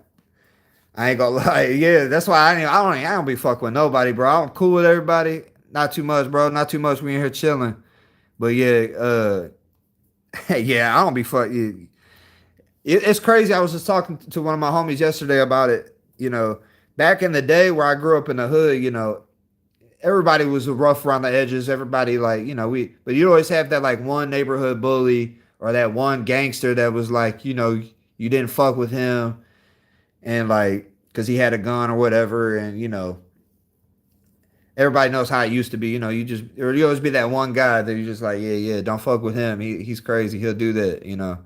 Nowadays, it's like, you'd be scared of a 13-year-old walking down the street. You'd be like, damn, motherfucker got a gun. They'll bump you. You walking down the street, they'll bump you and shit. That's why I got myself way the fuck away from the hood, and I don't ever plan on going back. I love it. I loved it growing up. It was fun. It made me who I am, but I ain't got time for that shit no more. I feel bad for anybody that's in there, man. Hopefully they get out. That's what pisses me off about this damn country, for real, for real. Especially when we got kids. Exactly. Yeah, I ain't got time for none of that. I ain't got time for none of the drama no more, bro. Like, I'm a family man. I wake up early. I go to the gym. I go to work. I come home. I help out around the house. I'm a good father. I play with my kids. I got them in sports. Good husband. I take care of my old lady. And then by that time, bro, I'm tired as a motherfucker. I ain't got time for no other bullshit, honestly. That's why I love these weekends, man. I still get up early on the weekends. I don't care. I'm getting up and I'm chilling. You feel me? We got God in us, bro. Exactly. 100. Hey, that's cool, man. I'm getting some real motherfuckers in here today, man. That's what's up, man. I had a few trolls, but we ain't dealing with that. What up, Misfit? Where you from, though? All of us need to recognize. Yeah, yeah, for sure. That's what I be trying to say, man. It's like so many people, like, it's all part of the plan, too, man. If y'all want to get on some conspiracy shit, we could talk about some conspiracy. But yeah, the way they got it, the system's just set up for people to just be like, and it's all fake shit, too, because a lot of people ain't even beefing like they pretend like people are beefing on, on the internet. The news and all that shit try to make it seem like everybody's racist or everybody's this or everybody's that. It's like, I mean, there is a lot of division in the world. Don't get me wrong. Like they want people to be at each other's throats. They want everybody to be distracted, be with, you know, what race somebody is, what religion somebody is, what, this, that, and the other. They just want people like, and the masses, they cater to the masses. It's only the smart people that can get out of what they call the matrix and, have your own mind for yourself. Like I don't let nobody control my mind. I don't let nobody tell me what I need to think. I think for myself. I do my own research and then I make the best decision that I think I can make. I always like learning new things and I like hearing other people's perspective on things. Like there be people that get on here and they just like start like saying like racist stuff or they say like anti-Semitic things about different religions. I'm like, man, I don't know who I like. I like everybody. You know what I mean? Like, I don't want nobody talking. I'll block somebody real quick if they start talking crazy like that because I ain't with all that, man. I got love for everybody. Like, for real. Like, I'm a loner. Don't get me wrong. I'm a lone wolf. I don't got no friends no more because all my friends didn't grow up like I did. All my friends are still doing the same shit that we did when we were 20 and in our teens and stuff. They're still partying every single day. They still uh doing drug, you know what I'm saying? They smoke weed, they do this. I mean, don't get me wrong, that's chill too, but I don't know. You know what I'm saying? They don't take care of their families the way they should. And, I'm just like, man, they want to go party and fight people and chase hoes and do all that shit. I ain't got time for all that, bro. I'm worried about is my immediate family, my kids, my wife, and that's it. I ain't really got time for nobody else. Like I said, I don't be having time to even kick it with my friends that I do kick it with. Exactly. That's how you gotta do. You just gotta kill them with kindness, and you gotta ignore the shit out there. The non-government. think tanks like the World Economic Forum is trying to build the Matrix. I feel that movie was predictive programming, even if it didn't mean to be. Yeah, it was a good movie. 225 old heads pop pills to live. Yeah, for sure, bro. Hey, I'd rather somebody smoke any day. Don't get me wrong. I can't smoke unfortunately because I got a job that drug test. But yeah, I suggest if you're gonna do something like I'm a pro marijuana advocate. I ain't gonna lie. I love marijuana. You know what I'm saying? Like to an extent. Now, if somebody's just lazy as fuck, you know what I mean? Like if it's, I would never suggest my like people doing it at a young age whenever they're, you know what I mean? Because some people, it's just like anything. People get addicted and they abuse the shit, and then it's people still judge. And I know, right?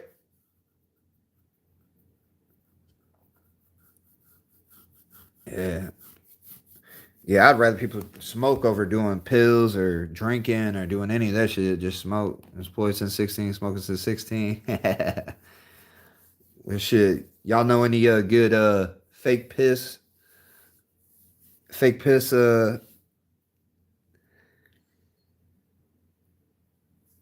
I know some people be saying they got like these like they keep fake piss on them. I'm like that seems like a lot of trouble. Like going if you get popped for a random drug test and you gotta hurry up and heat it up and then you gotta like get it to the right temperature and tuck it on your nuts and what do I think about 9/11?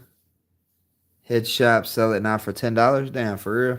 I ain't been in a head shop in a long ass time. I used to collect pipes when I was a heavy smoker. Like I used to be a heavy smoker. I used to roof. I was a roofer. And that's all we did, bro. We just smoked all day long while we roofed in my lunchbox daily. Nice. I just took a hard stance. I don't give my labor to people who care what I do in my free time. Hey, bro, yeah, I like that. I like that, bro. You stand on business with it. Yeah, exactly. I hate that. So if you come to work and you do a good ass job, like, don't worry about what the fuck I do. As long as you ain't fucking shit up. It's just like when we roofed. If we smoking on a roof and you fall off that bitch, you on your own, bro. Like we told everybody the same thing. Like if you that dumb to where you just gonna get that high and goofy to where you just but back then too, this was like 10 years ago. So back then the weed wasn't as good as now. So I can't speak now because I know y'all got that good now. I dabble every once in a while. Don't get me wrong. I sneak it in there.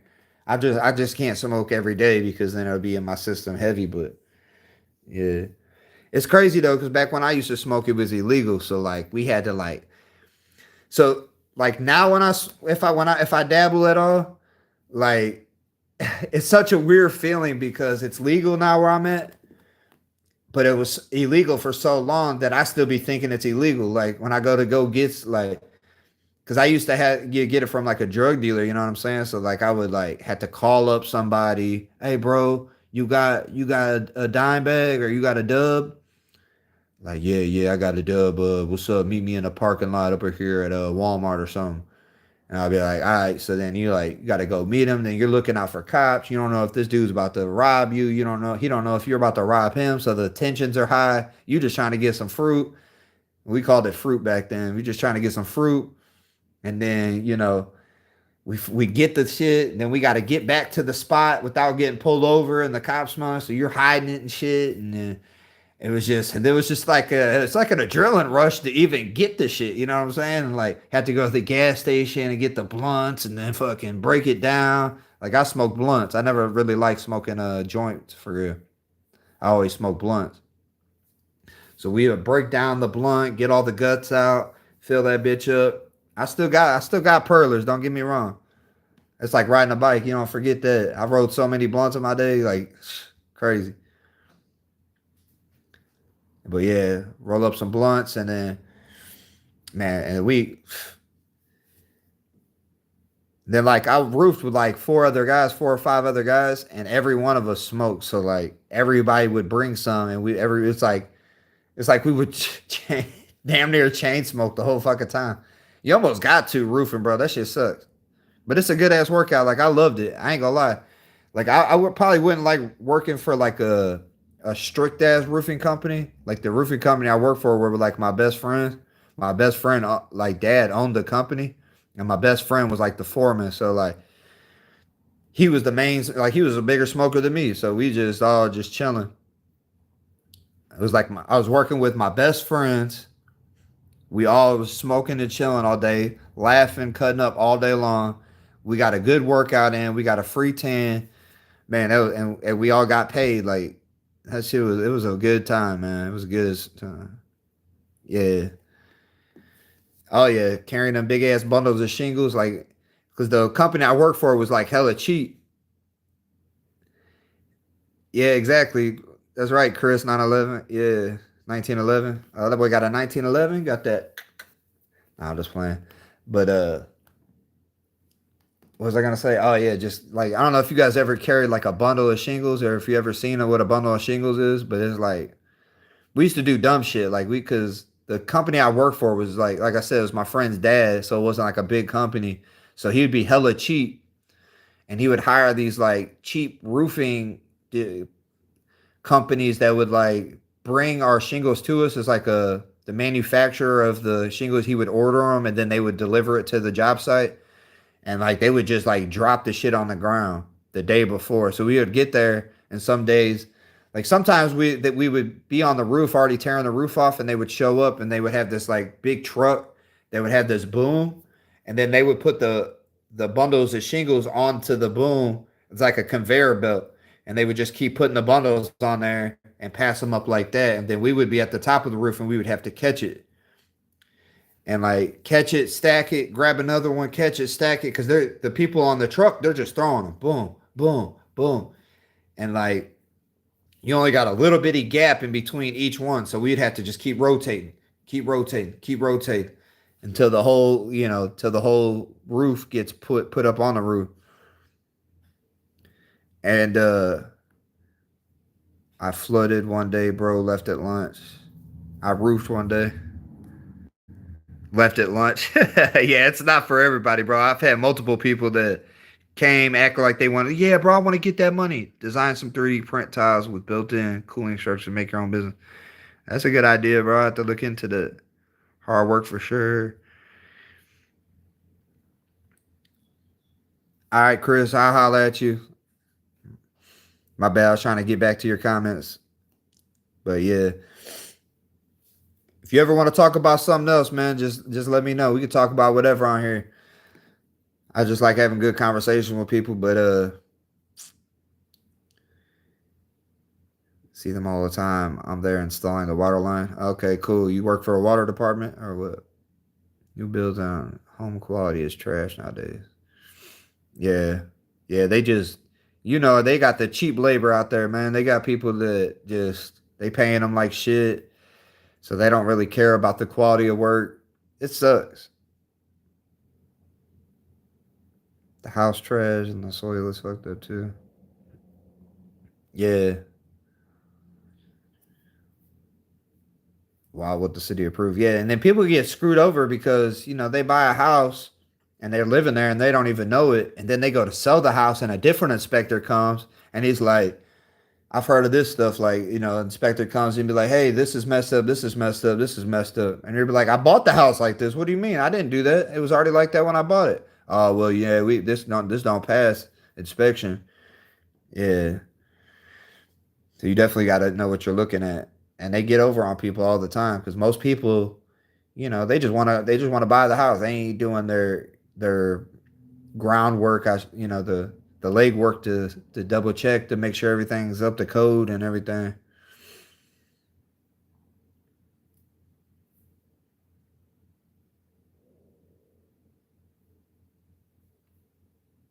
Yeah, yeah. They're just popping them up. They don't care. They just want to move on, sell it, move on to the next one. People are buying them though. That's the crazy part. People are buying them. Even though they're trash, people are buying them. Because I've been in some like houses look super nice from the outside. You'd be surprised how many like houses I've went in that got like foreclosed on, and you just go in and it looks like it's like this looks like this on the inside. Looks like shit. Yeah, pop up neighborhoods are trash. Exactly. And guess what? Them bitches selling for motherfucking high dollar too. People buying them bitches too. That's why they're doing it. They build it. They build it for 100,000, and they throw it up as fast as they can. Get it, and they just doing them flips. They're basically just flipping. They build a house for 100, they sell it for 300. They put a house for 100, they sell it for 300, and they make it 200 grand. So they don't give a fuck. They're not living there. It's the person who paid 200,000, 300,000 for it. They're the ones who get screwed over.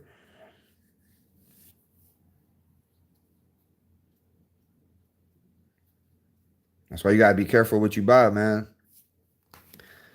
My house was built in 1940, so and it's solid as a motherfucker, bro. I ain't gonna cap. Like they built houses good back then, which is crazy how they could build houses so good back then with so little technology, but nowadays with the higher technology, the better pay, like all this shit. Like my house was probably built. Somebody who built my house probably was getting paid like $1 a day or some shit. You know what I mean? Like I don't know what the pay was. Somebody Google it. What was the pay back for home laborers, for home construction builders in the 1940s? I guarantee it wasn't much. It's probably like a quarter or some shit. You know what I mean? Like, and they built their houses sturdy as a motherfucker. Like my house is solid. You deposit 10 in the bank, they loan out nine, and the guy, yeah, you deposit 10 in the bank, they loan out nine. That guy deposits nine, they loan out eight. No real money nowadays. It's crazy conversation right there. Yeah, exactly. It's all a money scheme. Like I know people who do that shit. They'll get a loan and they'll buy a house. Let's just say they get a loan for 100 grand. They buy a house for like 50 grand, and then they put like, or they get a loan for 100. They buy a house for like 70, like a $70,000 house that needs some work. And they'll put like $20,000 into it, and then they'll turn around and sell that bitch for like 200 grand. Like it's crazy. Shit, that's what I want to start doing. I was actually talking to some people last week about trying to get some people to invest with me. A lot of people are scared to do shit. Nobody wants to take risk. And with no risk, no reward. You know what I'm saying? So like I talk to people all the time at my job and try to get them to like, man, we all smart. We working for penny. Like we're working to make other people rich. I ain't gonna say I make pennies, but we working the higher ups getting paid billions of dollars, and then they just give us what I consider a crumb. So I'm always talking to people because I work with a lot of smart, intelligent people. I'm like, bro, we could like start our own shit. Like we're all good ass workers. We're all this. Like we could start our own business and level up. You know what I mean? But ain't nobody got heart. Everybody's just content. They're cool with their 9 to 5. Nobody wants to put in no extra work. Nobody wants to work hard. Everybody just does a bare minimal to get their little paycheck and go home and pay their little bills, and they ain't got really nothing to save at the end of it. I be having like a different mentality than most people. I ain't gonna be satisfied until I got, you know, I'm on a fucking island in Dubai or some shit.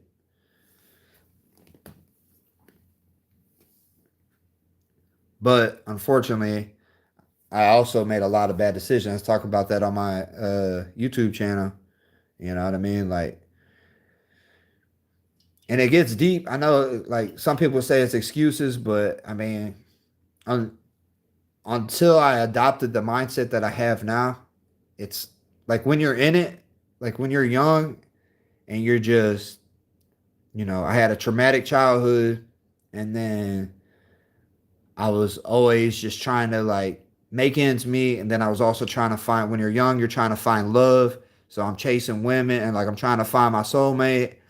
That's a whole thing. Years get wasted. You get with the chick and you're just so worried about being with her and being happy, and then it don't work out. Then you got to start over, and then this, and that. You know what I mean? So like time just flies by, and then like it's crazy because you know I roofed for all them years and just wasted my time because I thought that's what I wanted to do. You know, and I wasted like basically 10 years roofing when that's not what I do now for a living. So it's like I should have went to you know I did really good in high school. I should have stuck with it, but I got addicted to that fast money. Roofing was fast money. I got paid every week. I was with my best friends. We were having a blast. Like I said, we were smoking and kicking it, and time just flew by, man. Before you knew it, it was like man, I can't roof my whole life. Like this is, I don't know. It just wasn't enough money for the time and effort that I was putting in. You know what I mean? It's hard not to judge people. You ain't a kid no more. Can't be a victim of your child forever. Yeah, yeah, you're right, Wayne. That's why I ain't. I don't. I take. I'm. You obviously don't know me or you ain't watched none of my videos or nothing, but I take self accountability for everything. I don't make no excuses. I work hard every day. I'm in a way better place in life than I was back then. And actually, that's why I started this YouTube channel to, let go of all those childhood traumas. But unless you've been through what I've been through, you can't speak on nothing. So I get what you're saying, though. I definitely am not, do not adopt to any, and I hate people that have the victim mentality, trust me. But I'm just saying, that's my story. I got to tell you my story. I can't just say, well, now I don't have that mentality now. Obviously, you weren't listening what the fuck I was saying. What I was saying was I don't have that mentality anymore. I had that mentality, and that's why I didn't. You know what I'm saying? I was always just I had that happen to me. You know what I'm saying? And that's my life story basically. You know what I mean? I was living paycheck to paycheck, and I just kept trying to. I moved out at a young age, so I didn't have time to go to college because I didn't have time to fucking not pay my bills. I had to have a full time job. But I get what you're saying though. I could have, excuses, but then they're done. I fucked up and caught 28 days in jail, reset my whole life. Yeah, see, sometimes you just gotta have a reset in life.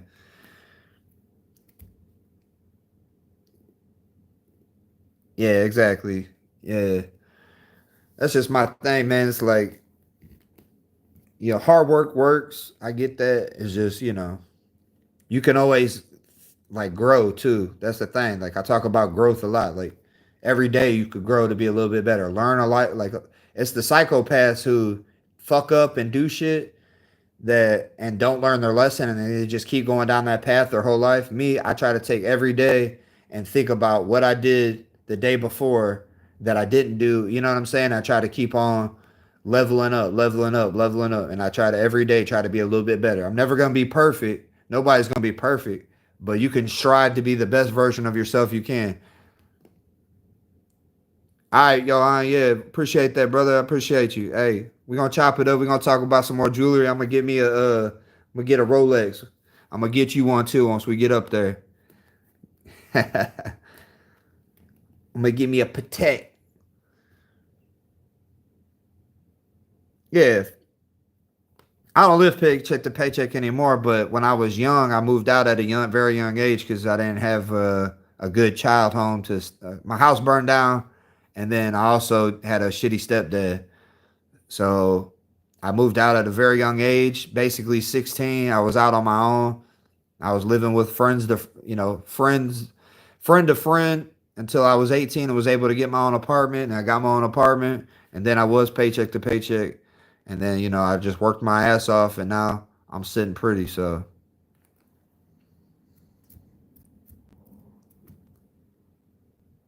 been reading his books. He talks about that deep desire to become perfect that burns in humans. All right, bro. Yeah, I'm a screenshot that. Hold on, let me screenshot this shit real quick. All right. Yeah, I want to get back to reading, bro. I ain't gonna lie. Like I used to read books all the time, and I gave it up. I haven't read in a long time. We just get consumed with this social media stuff, it's like Facebook, and I'm not on any other social media besides YouTube, and I got Facebook, but I don't even get on there for real. I don't post nothing. I don't got friends on there. I just get on there for news, like try to, cause you got to stay connected a little bit, but I don't get consumed by it anymore. I didn't have a dad. I didn't have a dad dead at 23. Your dad died at 23. Damn, I'm sorry to hear that, brother. Yeah, all right, Wayne. No, I was a little getting a little hyped up on you. I wasn't trying to snap on you, but I thought you were trying to come at me. That's why I was saying earlier, like it's hard to read people's chats and then like determine how they're saying it. You know what I mean? I wish I could go live with everybody. You know what I mean? And actually see. I like talking to people. Like just talking to myself on the phone is hard. I like talking to people in like in real life. You know what I'm saying? Face to face. So if anybody wants to go live with me sometime, let me know. I'll send you the link and we could do a split screen live.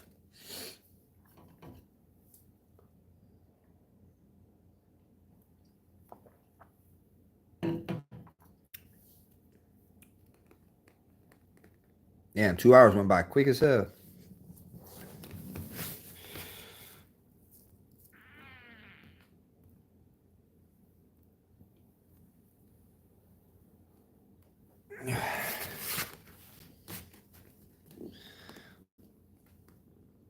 Yeah. What y'all got planned for this weekend? Let's lighten it up a little bit in here, man. I don't want to keep talking about negative stuff. That's what people like. People like hearing me bitch about stuff. That's what entertains people. But man, it sucks, man. It's Memorial Day weekend in America, and where I'm at, it's been sunny the past 2 weeks. Well, it's been raining too. There's a lot of storms that came through. We had a tornado come through. That shit was crazy. It almost hit my house. Luckily, it didn't, but it was close.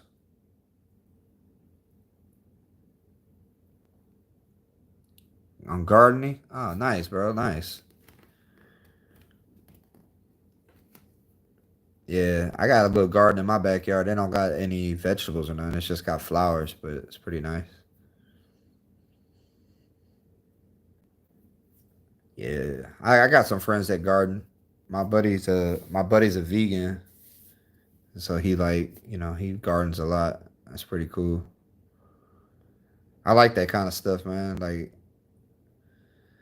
it's just it just seems like there ain't enough time in the day for shit, bro. Like, but yeah, I definitely want to get some. Cause I seen people that got these like above like the gardens that are like.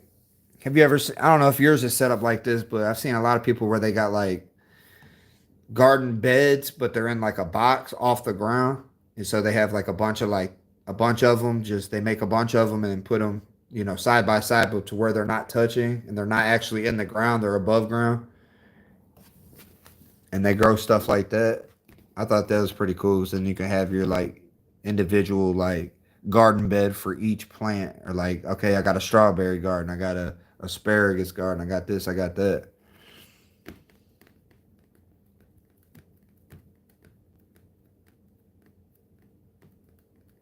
Yeah, gardening's pretty cool, man. That'd be awesome. Like,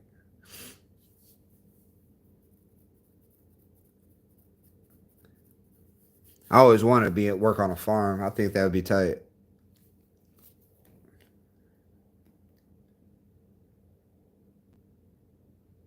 Mulching soil. Okay, cool. What all are you making or growing? I should say, creating. What all are you growing?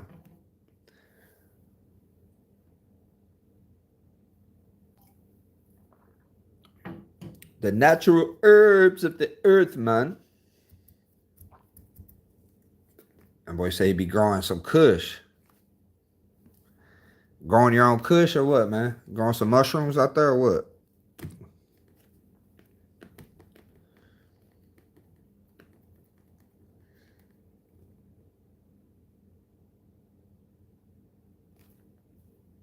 Yeah, man. What y'all got going on this weekend though?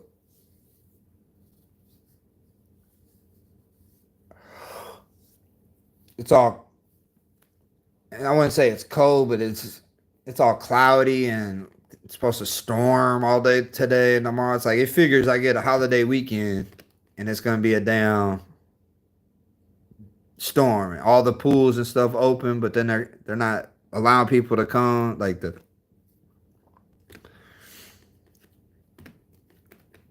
because of the storm and shit. Man, fuck. I was supposed to be going swimming all weekend.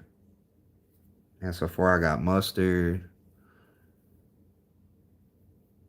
arugula, don't know what that is, radish, sweet peas, beans, lettuce, spinach, pumpkin, squash, corn. Damn, you got a big ass garden. Nice. That's what's up. Hey, that stuff gonna be coming handy one day, man. People like you, we're gonna need people like you if something ever pops off.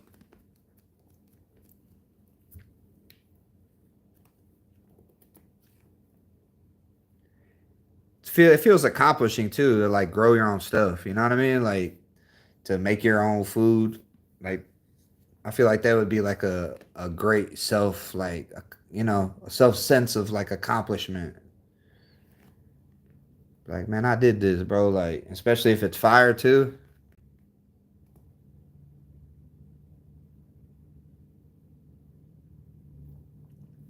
Yeah, I always thought it'd be cool to work on a farm.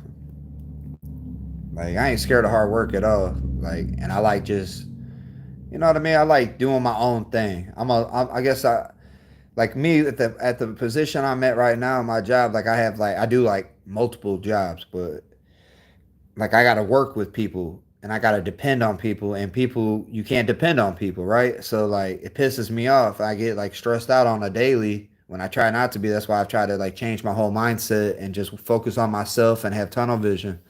But you know, like it's easy to get pissed off whenever like somebody is being lazy or they're not showing up on time or they're not doing this or they're not doing that and then you got to pick up the slack. It's like super easy to just get frustrated. And that's why I like doing jobs where I work by myself or, you know what I mean? Like a farmer, you could just be in your like combine or your tractor and you just chilling. You know what I'm saying? Put some headphones in and you just, I don't care if it takes me all day, 16, 18 hours, 20 hours, I'd be plowing the field. I don't care. If I was making that money, like that'd be an awesome ass job. And people would be like, man, that'd be boring. No, it wouldn't be boring to me. Cause A, you're doing something that's like accomplishing something. Like you're creating food for the world. So that would give you like this huge self like confidence boost. Like, man, I'm doing something important. And then, you basically you're working hard and you're working long hours, so you feel accomplished. You're getting paid, so you feel accomplished. And that just seems like a very like chill, accomplishing job. Like I've always been nervous though. I've always wanted to go like, you know, because usually farmers they keep their shit to themselves. You know what I mean? They either they hire cheap labor, if you know what I mean, wink wink, or they hire their family, you know what I mean? So like what do I look like? A dude that was raised in the hood, even though I present myself very professional. Obviously I got, tattoos and a chain right now, but trust me, I could put on a suit and you would never even know. I don't got no tattoos anywhere where you can see them. All my tattoos can be covered up and you wouldn't even know. And a lot of people judge books by their cover, so you know, I'm a very odd person. I'm a very rare person, I would say, because I'm not in one category at all. You look at me and think, oh, well, this, that, or the other, but it's probably the complete opposite of what you think. I'm a humble ass person. I'm a chill ass person. I can get rowdy, but I try not to be as much as possible unless I have to. But I love all different types of cultures. I love all different types of music. Like I'm an open minded person. I care about everybody. So I mean, to an extent, I work at UPS. I make 100K a year. Turned it down twice because money isn't the end goal. Exactly, man. See, that's why I like you. Yeah, man, because it's funny. Me and a couple of my friends, people are judging more than ever due to social media and their ratings and view culture. Yeah, exactly. That's what the thing is. You can't worry about what nobody else say because there's gonna be people that get on here that you know ain't doing nothing with their life and they gonna talk shit and say that oh you got a big forehead, you got this or that, whatever like. But I ain't really tripping. You know what I mean? I don't care what people think. Once you get to a certain age, that's I used to always care what people think. Like, and to an extent, you still do care a little bit what people think because obviously, I shave and I keep clean and I I wear nice clothes and you know what I mean. I keep my grass cut and shit like that. So you care a little bit what people think, but as far as like people like judging me and being like, I don't like you, but like, well, that's your loss thing because I know I'm a good person. I got a good heart. I've I'm the type of person that would give my shirt off my back to a homeless person. You know what I mean? Or I help people out. I've let people borrow money multiple times. I've done, I'm there for somebody if they need help, like moving. Like I've always been the friend that's always been there. If you needed me for backup in a fight, you know what I'm saying? I come to your aid, even if I don't even ask questions. If you were the one in the wrong, I just come because you're my friend. I've always been there to help people with mental and emotional advice and women advice and weight loss advice and financial advice. Even though I didn't know everything, I learned everything along the way. I've learned a lot of life lessons along the way. Like I got to the point where I don't really care what God thinks. You got it. You're winning. You're winning right there. That's a great mentality to have. Because a lot of people just be worried about what the next person thinks, and that's why like all these people are in debt, bro. Everybody's like goes and buys cars that they can't even afford just so they can oppress the person at the red light next to them. Or they use their they buy a car that they can't afford and they're in debt for $80,000 so they can have the brand new 2025. Now if you got it like that and you've saved up your money and you got your money stacked and you deserve it, like you earned it, then I don't got no problem with that. But hey, Sandy, how you doing? Stay humble and God will always bless you. Exactly. That's exactly right. You know, and it comes with age, I guess, but that's why I try to get on here because I never had anybody to help show me anything. I didn't have any family. I didn't have a dad. I didn't have, like the friends that I did have were all like rowdy, rough around the edges, like, and so I never really had anybody to give me good advice. And so since I've went down a bunch of bad paths and I've learned my lesson, I've turned my life around and everything's going good for me. That's why I started this channel to try to get on here and maybe help save a kid and I already have. A lot of people have already told me that I've like helped them out, like younger, like 18-year-old kids that are, you know, just learning in life and don't have the father figure in their life to help them along the way, or an uncle or a big brother, or whatever. 'Cause some people just don't have family. So I mean, and the family that they do have, they can, they're, it's crazy because sometimes like you could be closer to a person that's not even your family member compared to somebody who is your blood family. So that's why I started this channel to try to like show people. And I don't tell nobody what to do. I'm a big advocate for people doing what they want to do as long as they ain't hurt nobody else. If whatever makes you happy, I don't judge nobody. But I've went down some bad paths. Exactly. Helping the fatherless is what the Bible says pure religion is. That's love, that's purpose. Nice. Yeah, that's what I try to do, man. There's a lot of fatherless. If you haven't noticed, think about that, man. And there's like it's way worse now. Like there's like, cause people are getting incentivized to like break up. You know what I mean? So it's like you find a chick, you fall in love, y'all decide, you're having unprotected sex because, you decide you want to have, a lot of people don't even decide they just doing it for the pleasure and the lust. They're not doing it because they actually thinking about having a kid. And then they get, and man, that's a whole subject we can go down. But yeah, it's like people, have babies with people that they don't even like see. they're seeing them for the looks or the because the person's trying to act flashy or they're acting cool. But they're not doing it for, the person, like actually getting to know that person or actually being in love with that person, you know what I mean? Or caring, you know what I mean? You guys know what I mean. Thank you. Thank you. Hey, I made a video about psyops, bro. I made a couple of videos and bro, I've been talking to people about psyops and shit. Tell me why people don't even. I've talked to like literally like 10 people and I've been like, yeah, bro, I made this video about psyops. And they're like, what's a psyop? A lot of people don't even know what psyop means, bro. That's how psyop they are. Like dead ass.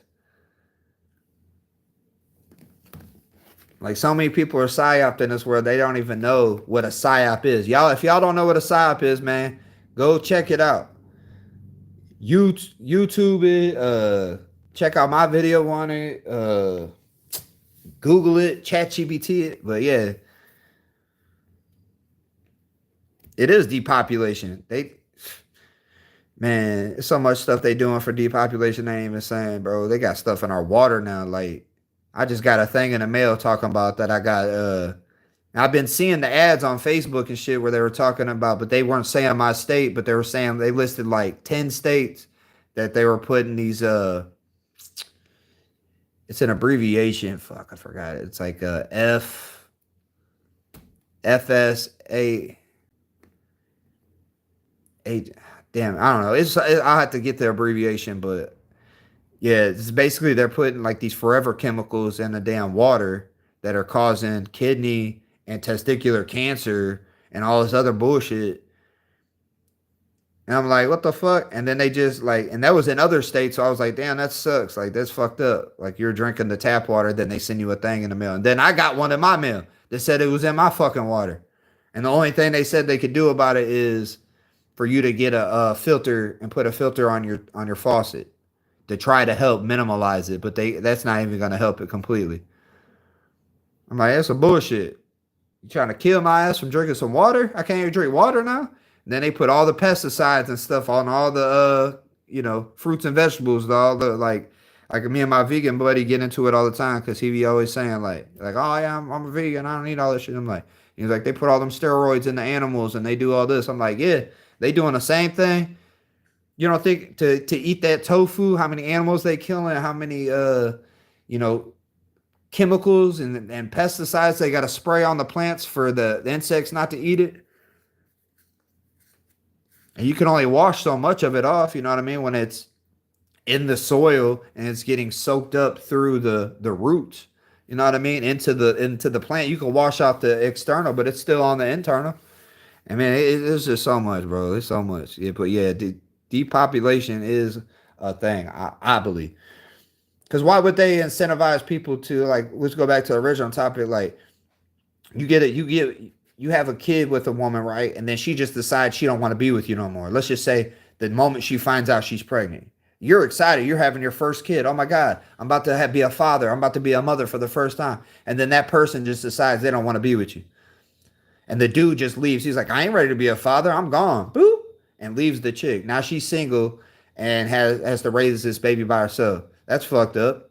But then it's also fucked up that a mother could just be like, oh, I don't want to be with you no more. I found this other dude that was giving me attention at work. But you just got her pregnant. Because chicks are like that these days. Chicks will cheat on you while they're pregnant with your baby. You know what I'm saying? Like, people are crazy. Like, I've heard so many stories, just wild shit that people are doing nowadays. But anywho, you get a chick pregnant, next thing you know, she don't want you to be in her life no more. And then she knows, most women know that how the court systems are set up because they've heard so many other stories from so many other people, either fathers that have went through it or other women that have went through it. They're like, girl, you can get child support. Now I remember when the mother of my child, my baby mama, when she got pregnant, me and her were in good terms. Everything's awesome. We're having our first kid. And I remember her mom saying a joke that was supposed to, it was just a joke, but it was basically saying that, I remember like it was yesterday. She was like, we got what we need out of you now because they got the baby, basically. And they're like, we got what we need out of you now. We don't need you anymore. We'll just put you on child support. And I was like, it was just a joke, but it wasn't a joke because you know what I'm saying? You don't say that to somebody. And then, so you already in your head, if you're saying it, you're thinking that. And then that's what ended up happening. But I actually is the one that ended up leaving my baby mama because we just weren't clicking. So, but I did everything I could. I fought for my son and we got joint custody. So, only if you didn't have a man could you qualify for free money. What do you think that did to people? I told my baby mama, just ask me. I got cash if you need it. Yeah, that'd be the nice way. Like, I got a friend at work that him and his baby mama, they broke up, but they never went to court. And she gets him for a week, he gets him for a week, and then they rotate holidays and stuff like that. They did it the real way, the way you're supposed to. You know what I mean? Nobody wants to. Everybody wants to have full custody of their kids, especially you know, good parents. So it's like to give up 50% already sucks. You know what I mean? Because he's like, you want to see your child every day. That's why you had a kid. But when it comes, there's so many broken homes now, man. It's crazy. And then, like you said, they like I said, they incentivize people to break up because it's like, oh shit, I could just put him on child support and then I ain't gotta work and I'll get government assistance and I just sit at home and be a fucking stay at home mom. But then the stay at home moms don't even be like, I ain't gonna say all of them because there's some really good mothers out there. Don't get me wrong. And the mother of my child, I'm not gonna lie, she's a great mother, and my wife's a great mother, and there's good mothers out there. I know that, but the money makes them greedy. My baby mama's greedy. She made sure I got on child support, even though I've got documentation that I have been in my son's life since the day he was born. I was in the hospital the day he was delivered. I stayed by his side every single day. I've got a video every single day from his entire childhood where, I've never missed a second of my son's life. Like, from not having a father, just like, I don't get how, like, to me, a person that's a deadbeat father is like the worst bottom feeder person in the fucking world, bro. Like, you might like how could you have, unless it's like something that's like, there are rare circumstances where a person wants to be in their kid's life and they can't and shit like that, and I get it, but don't give up fighting, like whatever you got to do. But I'm talking about the deadbeats who don't want to be in their kid's life. Like, my baby mama had a kid with, yeah, I don't even talk about it, but she had another child with somebody else, and like, that dude he's still young and he's still wanting to party, so he ain't even really trying to be. From what I hear, I don't know because I don't be in their business like that, but it just be like that. Like, it's a whole lot of single mothers out here. You look at, I mean, the dating scene is crazy. Like, you look on the dating scene, it's like chicks be on on the dating apps, and then like, single mom of four and I'm pregnant, smoking a cig, you know what I'm saying, smoking a cigarette. Like, that's what the dating scene like these days. I'm glad I ain't got to be on use no apps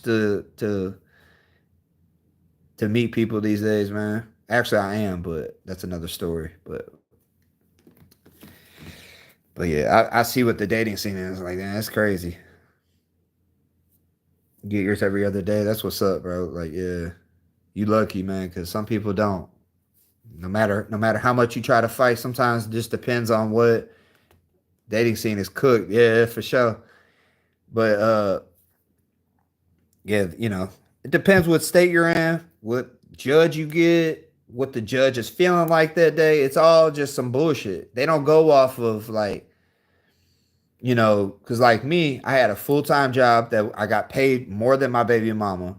I had a longer work history than my baby mama. I had proof that I was in my son's life since day one. I've proved that, I've always taken care of my son and that he's always had everything and he's well taken care of. I had a nice place to live so that he could come to. I had, basically all my P's and Q's in order. And the judge still awarded my baby mama, like, more basically, I got screwed in court. Let's just put it like that.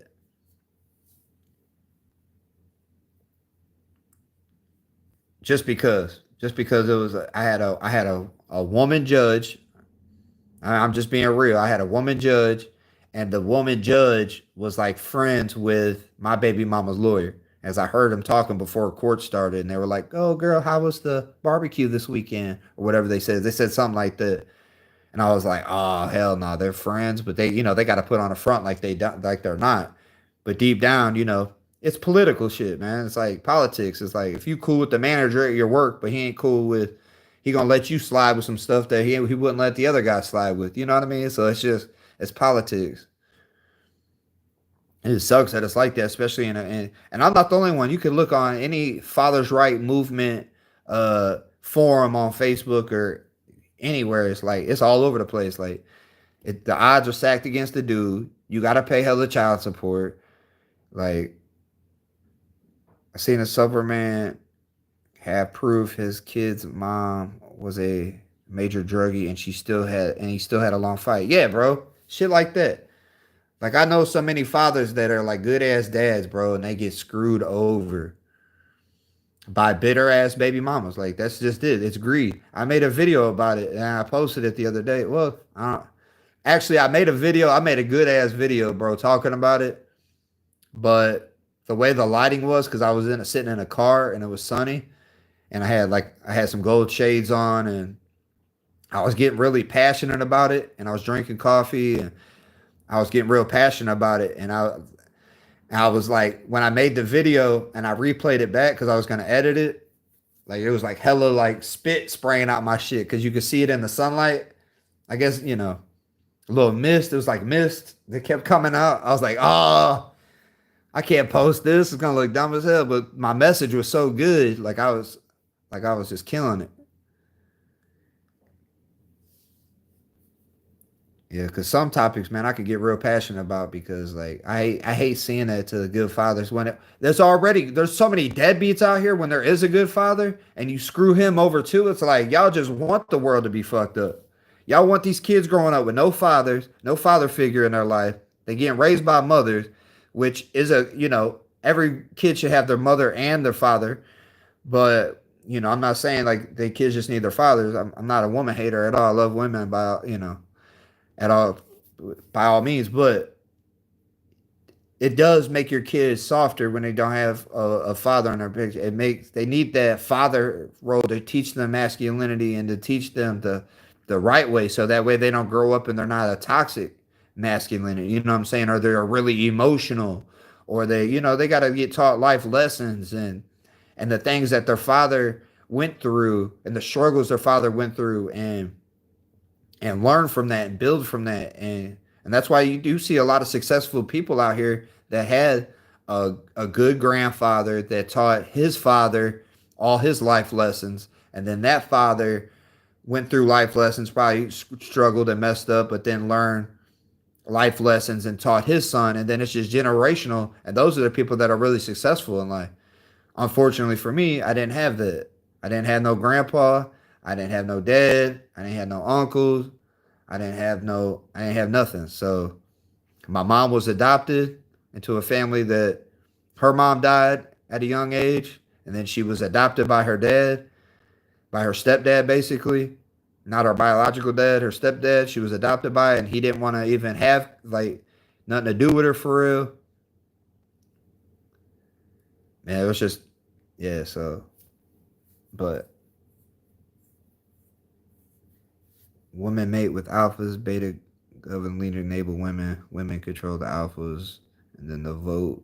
Yeah, yeah. You said that earlier. Yeah, yeah. It's like that, unfortunately. But hopefully, you know, people can start. Because like I know sometimes when I make videos in my head, I'm thinking, man, people ain't gonna listen to this. People ain't gonna. But hopefully, by me putting some kind of positive message out into the world and trying to get through to people, maybe it'll do something. You know what I mean? It's better than not doing anything. You feel me? Like, Because most women that even like my baby mama, she knows she's bogus for putting me on child support. She knows I take care of my son. She knows I'd give her anything if she needed it. She knows that, you know, but it's a money thing, you know what I'm saying? It's a control thing. She knows that, you know, cuz I ended up breaking up with her, and so the only way to get back at me was through using my son as a weapon, because there's no reason. She admits that she said multiple times that I'm a good father. You know, she says it all the time. I say she's a good mother. She is, but she was a bitter one. You know what I mean? So she'll never admit to it. But that's the only reason why you would put somebody on child support, when you know that I've always taken care of my son. He's always had everything. He's never skipped a meal, or didn't ever have nice clothes, or didn't have a anything that he's ever needed. Plus, he's young. Like, that motherfucker don't need shit. He's spoiled as hell. And the thing is about child support too, that pisses me off is, okay, I understand you want to pay child support. Okay, cool. Like, whatever, you know what I mean? Which it should be, that should start off at 50-50. That's how I feel. Like, if you're a good father, you have a proven track record, that you have a full-time job, you have your own place to stay, you're not a drug addict or an alcoholic, or you're not this or that, and you don't have anything like criminally wise or anything like that. You're just a good father, a good old person, but you and your spouse separate. It should be at 50-50 right off the bat, but they don't do it like that. They don't do it like that. They give the mother that extra, you know what I'm saying? Even if it's 1% extra, it's 51-49. Is, you know what I'm saying? It's never 50-50, which is crazy. And you see what's happening to the world. Look at all these young kids that are going to jail. They're shooting people for no reason, because they don't have any emotional control. They didn't have no father in their life. And then, there's a lot of trauma that comes with not having a father too. Like, I know, I've been there, I've done it. I've lived that life. You know what I mean? And even if the father, because like my father, he tried. I call him my father, but the sperm donor. He tried to come back into my life. When I was 21, and try to be all friendly and buddy buddy. What's up, man? Start talking to me about football and shit. I'm like, bro, you left me with a single mom in one of the hardest, rough cities in this entire area, and it still is to this day. It's even gotten worse. And I like I said, I don't want to harp too much, because I don't want people to think I'm using a victim mentality. But I mean, I'm not. I'm just saying it's the truth. It's my life story. It's my testimony. And it's not a victim mentality, but it's my testimony. But you know, but I felt that weight and that pain of not having a father and stuff. So even when he tried to come back in my life, I'm like, man, it's too late now. I don't need your ass. I'm 21 now. I don't need your ass. And I still never will be cool with him, because he is a deadbeat. And like I said, they're the worst of the worst. If you got to bring a kid in this world, and you don't want nothing to do with the kid, that's your kid, your own flesh and blood that you brought into this world, and you know what I mean? Like, but some people are better off not being in their kids' life. Don't get me wrong. There's people out here that are just pieces of shit, and their kid would be way better off without them.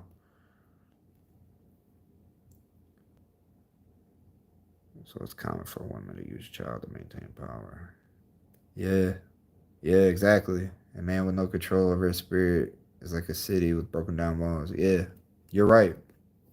And that's what they do. They try to use, and it sucks that it's like that, but I mean, it's just human. That's like, you give somebody, if people know they're giving out free money to the homeless down the street, right? Then it's supposed to be there to help homeless people that are actually struggling. There's going to be somebody out there that tries to pretend like they're homeless just to go get some free money. You know how many people would pretend to be homeless just to go get the free money if they weren't doing any checks or keeping them? You know what I mean? So like, these baby mamas, they go to court and they cry a big old song and dance, and then these lawyers, they're just getting paid hella money to.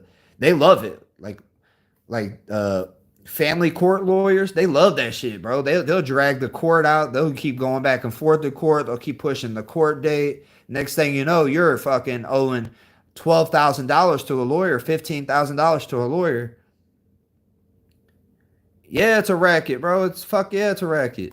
It's bullshit. You're like, what the fuck are we still going to court for? Like, oh well, you got to go to mediation. You got to do this. Okay, let's go to. And then that costs money. Now you got to pay a mediator, and then you go back to court, and then you gotta pay for just all kinds of shit, man. You gotta. It's stupid. And guess what? The judge is getting their money. The family court lawyers are getting their money, and they're loving it. They got so many cases though, bro. They can't even handle it. They probably, they gotta recommend to go somewhere else. Like, oh, I got too many cases right now. That's crazy. And they all making. Just think about the amount of money they make. They make $15,000 per case or more, depending on how long they stretch it out for, per case, and it's just left and right, left and right, left and right. And it's one of those things is because you're not nobody's allowed to like see what happens in a courtroom, so it's all just behind the scenes bullshit. So unless you got multiple people that come online and give their testimony about what happened and group up and get a bunch of dudes, but then it's like, men usually don't do that. Men ain't gonna, alpha men are just gonna take it on the chin, just like getting punched. It's just like boom, you get punched, you're just like you take it on the chin. You ain't gonna sit there and cry and run away. You're just gonna, you know. And so what I'm saying is most dudes get fucked over and then they suffer in silence. Streaming games, T-Pain figured it out. Yeah, exactly. He made more money streaming on videos. Yeah. Yeah, so I mean, it's definitely a cold world we live in, man. You just gotta. What I keep telling people is you gotta know the game and then play it accordingly. You know what I mean? That's all there is to it. You gotta, you know what the game is, see what the game is. Just like at work when you know some bullshit gonna go on. You know what it is, and you just play the game accordingly. Cause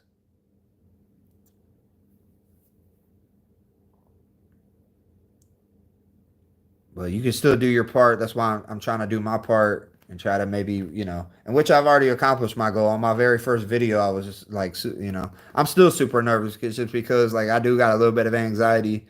Uh, I don't like, none of my videos I've really edited very much. I've edited a little bit, but like not to where I'm like cutting stuff out or.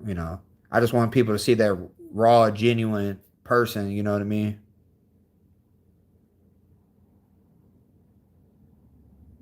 Yeah, I don't think people see the game board is changing. Yeah, it is. It definitely is changing. Thing is, like I said, with the whole thing, man, it's like most men suffer in silence. So it's like you wouldn't even know unless you had this type of conversation with another dude for them to be like, that happened to you too, bro. You got wrecked in court, at family court. Like you're a good father. You want to be in your kid's life, and they still just told you to go fuck yourself. Like, damn, bro, that happened to me too. And then I've heard so many stories of it. I'm like, damn, bro, like we need to come together and go fucking march and protest some shit because it's bullshit. But then you always get those people that try to join the good fathers, those deadbeats, that are like, yeah, fuck those women. Yeah, fuck that, blah, blah, blah. And then, so it's hard to do because you always get some like crazy deadbeat that tries to pretend like, yeah, they took my kid too. It's like, yeah, because you were on drugs and you're a fucking idiot. Because narcissists and people that don't have any self accountability will blame everybody else for their problems. Not me. I take self accountability for everything. When things don't go my way, I always look in the mirror and I say, okay, what can I do to change that? Exactly. Hypocrites cry the loudest. Yeah, exactly. That's why a lot of people just don't say none because there's that fine balance. You know what I'm saying? There's the balance between having that victim mentality to where you're just like, oh, it's their fault, and never having self accountability, and those people are the most annoying because it's like, bro, you sitting over here blaming somebody else. Like I literally just had a dude at work yesterday blaming somebody else because he's late to work every day and got written up. So he blamed it on his supervisor. He's like, man, I can't believe that supervisor, man. He wrote me up. And man, that's bullshit. I'm like, bro, you're late every fucking day. Yeah, but I got shit going on and I ain't, and he know, like, everybody's got shit going on, but it's a consistent thing. If you're a good ass worker and you come to work and you bust your ass and you're never late, or you work extra hours and you kill it while you're there, most of the time if you're late, your boss isn't gonna care. He's gonna be like, man, you good, you know what I'm saying? But if you keep doing it over and over and over, and he's just like, you're just being irresponsible as fuck. And then my job too, it's it's like a corporate world, you know what I mean? So like they just allow people to get away with whatever, and like you got to really be doing some fucked up shit to get written up because they allow people to like get away with murder, basically. You know what I mean? And this dude finally got written up after being late and calling off like a thought. Like he should have been written up. If they did everything by the book, he would have been fired a long time ago. But they give you chances and they give chances and they try to look out for people, and then people still don't take it for granted. He's still blaming the supervisor. Like he was literally like passionate as fuck about it. He's like, man, fuck that. That's bullshit. I mean, and then the supervisor ripped me up for no reason. Nah, I don't. I don't have one of those, but that'd be crazy if I did. I get along with everybody though, bro. Like, especially women. Like, unless I feel like I could get along with I could, you know, ain't really many women that I've ever like been not being able to get along with because I've had girl corpo bosses before. We got along fine. They try to act, it's all an act. It's all a facade. All the feminists in the world say they don't need a man until something fucking happens, and then they come running for a man. So we know it's all bullshit.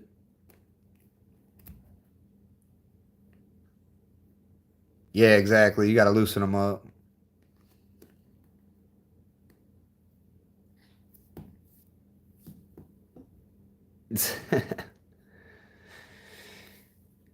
Yeah, I'm glad I don't though. I don't know.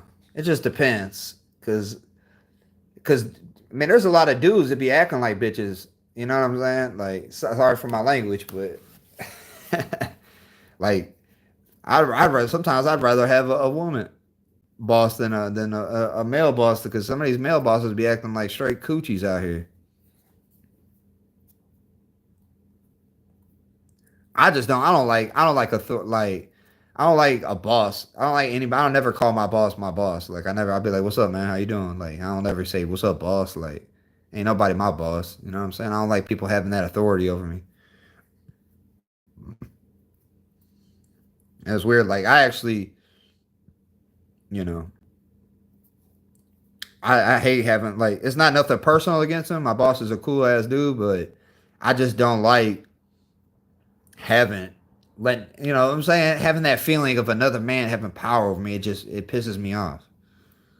It's annoying as fuck. You know what I mean? To know that like this dude is in charge of my livelihood. You know what I mean? Like he could, if he's just having a bad day or his wife cheats on him, he could come to work and just take it out on me if he wanted to. Luckily, I'm cool with them and I'm a hard ass worker, so that would never happen. But I'm just saying it could happen in certain situations, or I'm in good shape. I work out all the time and I put in the time, dedication, and effort to be in good shape. And nobody sees the hard work. They just look at a person that's in good shape and they go, "Oh, it must be nice. Got good genetics, must be nice." Nah, I suffer every day. Every time when I'm fasting and I'm hungry and I'm like, "Man, I want to go eat. I just want to crash out and go eat a bunch of fucking, food." I don't, and I tell myself no. And I stay disciplined and I stay within a certain window of my fasting hours to eat.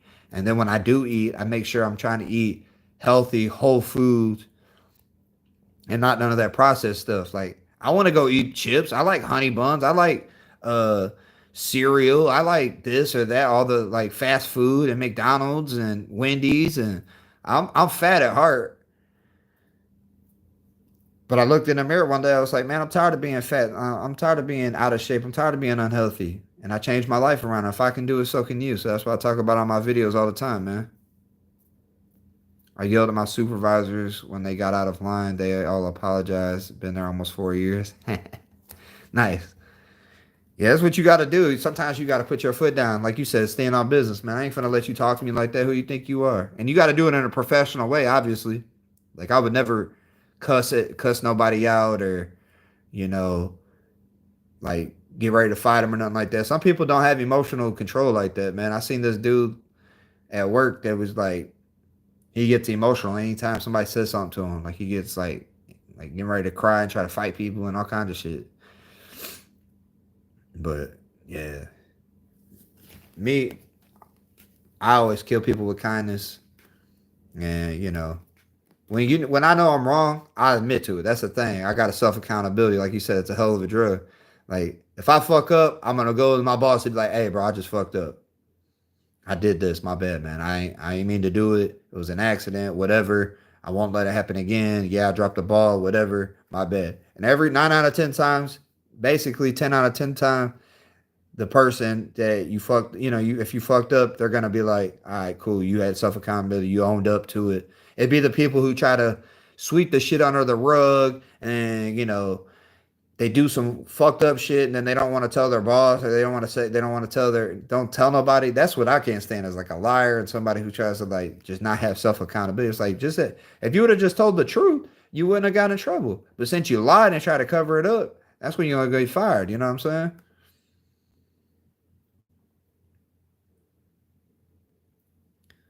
Yeah. Because you could definitely put somebody in their place without even having to raise your voice. Like me, I'm not a yeller. I've never been a yeller. That's why it's hard for me to make these YouTube videos, because I know a lot of people want to get like drawn into a video because we all have like short attention spans. So if I just start a video and I go, "Hey guys, how are you guys doing today?" Even if I say like a really good message and I'm like, "Yeah, today I want to talk about, what it's like to be addicted to gambling."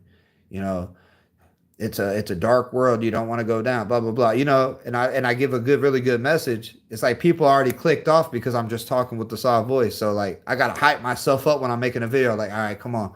Hey, what's going on, everybody? Yeah, man, you want to know what it's like to be addicted to gambling? Hey, check this out, blah blah blah blah, you know what I mean? Like, and it's hard to do, bro. It's hard to do, like, because I'm just like, I've never been like the loudest in the room. I've never been like trying to like have my chest out and shit like that, and like be super loud. And cause I can't stand like loud ass like people, like for real, like people that are loud as fuck and just never shut the fuck up. It pisses me off.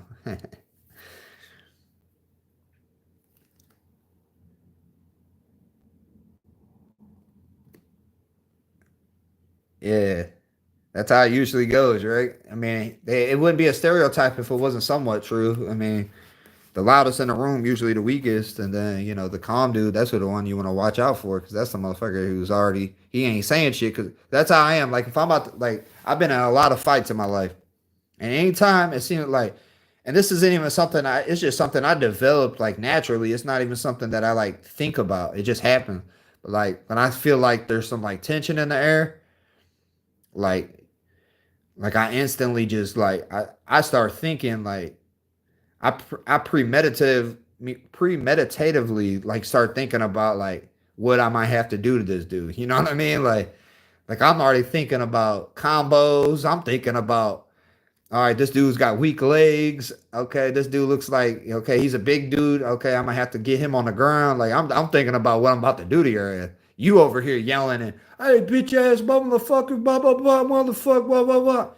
And I'm already thinking about what's gonna happen. Like, and I let people run their mouth all they want, as long as you don't try to touch me. If you try to come at me and touch me, you know what I'm saying, like, or disrespect my family, then that's the only time I'm ever gonna take it there. But words don't affect me at all. Like I said, I'm hard.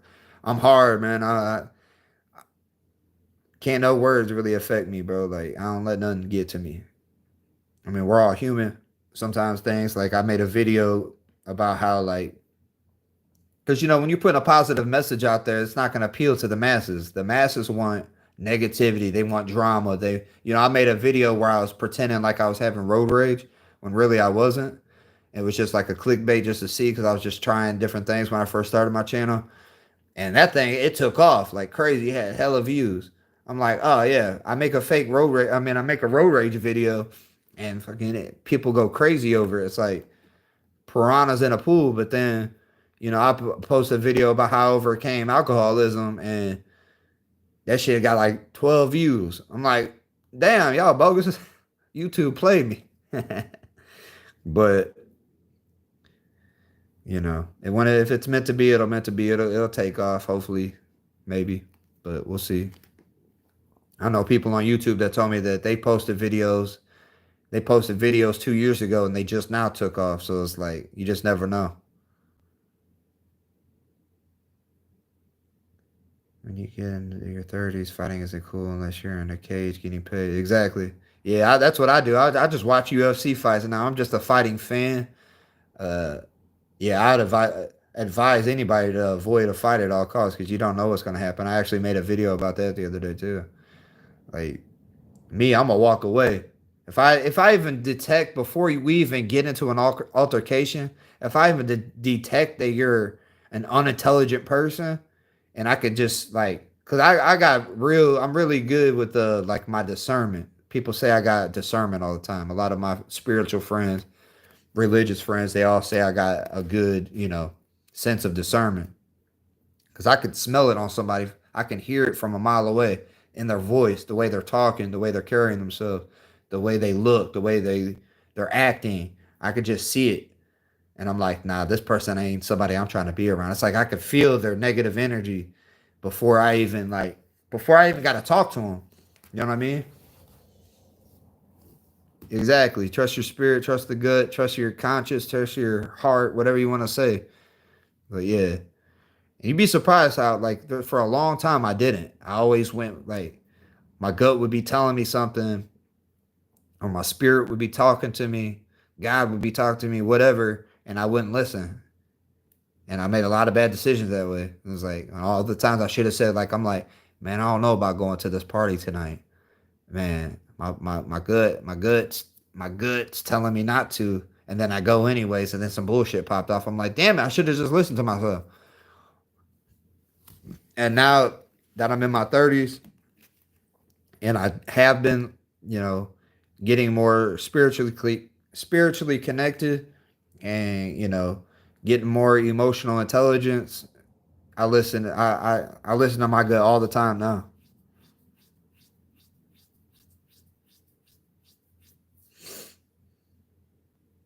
Yeah. But man, I've been on here for 3 hours, man. I think I'm gonna roll out. I might go live a little later. I appreciate the conversation though, bro. Like it's nice meeting some people that I got to meet a few nice people today. And hey, I appreciate y'all because man, these are the kind of conversations we need to have. And I like having, whether we agree on topics or we don't agree on topics. Like that's what I like. I like just having like just talking about things. That's how you talk things out. That's why you open people's minds to certain things by yelling an opinion at somebody, or raging out and trying to like force people to believe the way you believe, or act the way you want to act. Like that ain't how you do it. You have intelligent conversations like we have today. You just talk, and we can agree to disagree on certain subjects. I mean, I'm all about the agreeing to disagree. And I feel like if more people had these type of conversations where they can have intelligent, you know, uh, I guess debates. You know what I'm saying. My phone's about to die. Good talking to you, sub. I appreciate that, bro. I appreciate you subbing. That's what's up. Yup. Yeah, my phone's sure probably about to die. I've been on live for 3 hours. This is probably my longest live. I ain't gonna lie. I had fun though. When I was sitting here drinking coffee, meeting some new people, we chatting it up about stuff. Had a few trolls, had to put their ass in timeout. Didn't think I would ever have to, but Some people just annoying as fuck. So they gotta go. Gotta get up out of here. Dude had a backpack. He wanted to pull over. So clear spot. I said, nah, you good here. Find out later he carried a pipe. Alright, fuck. Yeah. Yeah, I don't be giving no ride to strangers, bro. Yeah. You try to look out for people, man. I hear about too many stories of people doing that shit, bro. Like, you give somebody a ride and then they rob you and kill you. You know what I mean? Like, fuck that. I ain't got no sympathy for that. I got sympathy for people deep down in my heart, but I ain't finna pull over for no random ass person no more. And it sucks that the world's come to that. You know what I mean? So many people got mental health issues out here. It's crazy. Like you try to do the right thing, and you end up getting somebody fucking you over. So like fuck that. I don't trust nobody.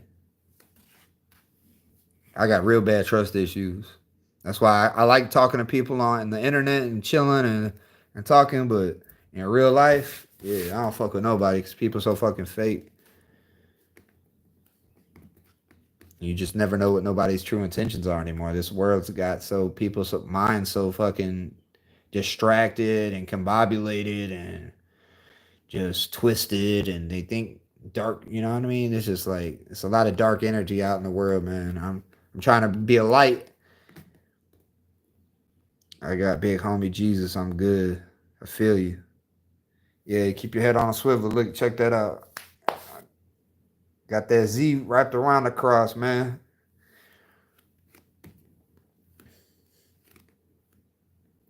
That's an old school tat. All my tats are fucking old as hell. I either need to get. I was thinking about getting a blackout tattoo. I don't know if y'all ever heard what that is, but it's basically where I don't know if you guys know who MGK is, but he's a really good rapper. But and I guess apparently he switched over to.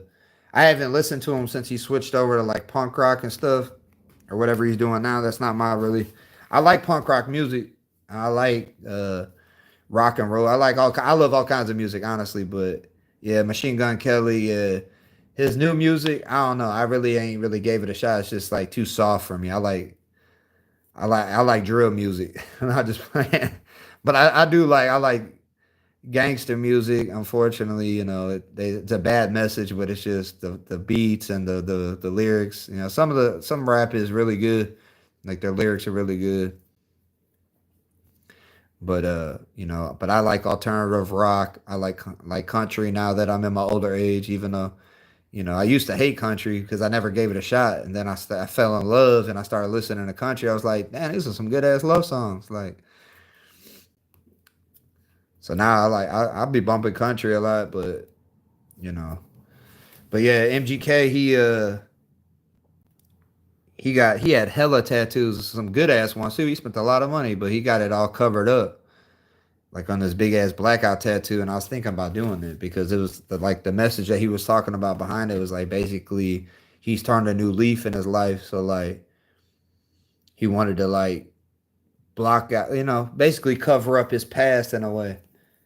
But like on his blackout tattoo, he left like spots to where you could still see his tattoos. So he didn't like completely black it out. Most of it's blacked out, but then he'll have like a couple of lines here. He had like designs where you could still see his old tattoo to like give a mirror into his past life type deal. That's what he was saying. It's like a mirror into his past life. And that's kind of what I want to do because some of these tattoos, man, this is like I get why people be trying to joan and say, "Oh, you definitely ate a honey bun on a bump." You know what I'm saying? Like it does like a lot of my tattoos because I was getting them from being a dumbass, getting them from people, you know, like that didn't work at a legit. You know what I mean? I got what up, Salmon? Salmon. Salmon's in the building, everybody. Dan Salmon. Everybody say what's up to Dan Salmon.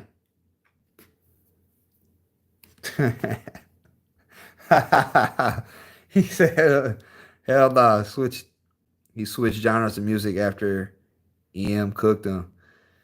Yeah, yeah. It seems like that. It seems like uh everybody be I don't know. It's weird how these rappers be like, they'll come up like, cause MGK was like, I kind of gravitated him a little bit when he first came out. So I'm like, all right, it's a white dude. He grew up in the hood. He's got the swagger. He ain't no punk. Like he ready to like, you know what I'm saying? He was like, because I've seen a couple of videos where he's ready to square up with somebody. He like he to me he was like a real one. You know what I'm saying? Like I don't know. He just seemed like a real one. He didn't seem like he was fake, generic. Like he actually lived in the hood. He showed like where he lived at, and it reminded me of where I lived at, a real rough area. You know what I'm saying? Being like one of the only white dudes in the area, and uh so I gravitated towards him, and then like the MGK that I see now, like Hollywood got to his ass because now you know what I'm saying. Like I get it, people change, and that's all good for him, but that ain't MGK anymore. Yeah, he's from Ohio.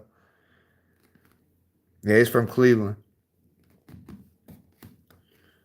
But yeah, now when I see him and he's got like the fingernail polish and he just be acting gay for real. I mean, to each his own. Maybe he is gay. I don't know, but I mean he's with Megan Fox, so I mean that might be a cover though. I don't know.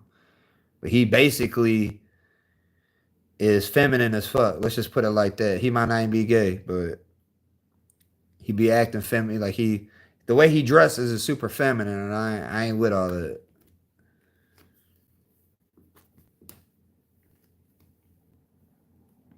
Like I said, to each his own. As long as he ain't hurt nobody, I don't care what he does. I ain't his stylist or his dresser. You know what I mean? Exactly. Yeah, his ass real zesty. That boy a little suspect.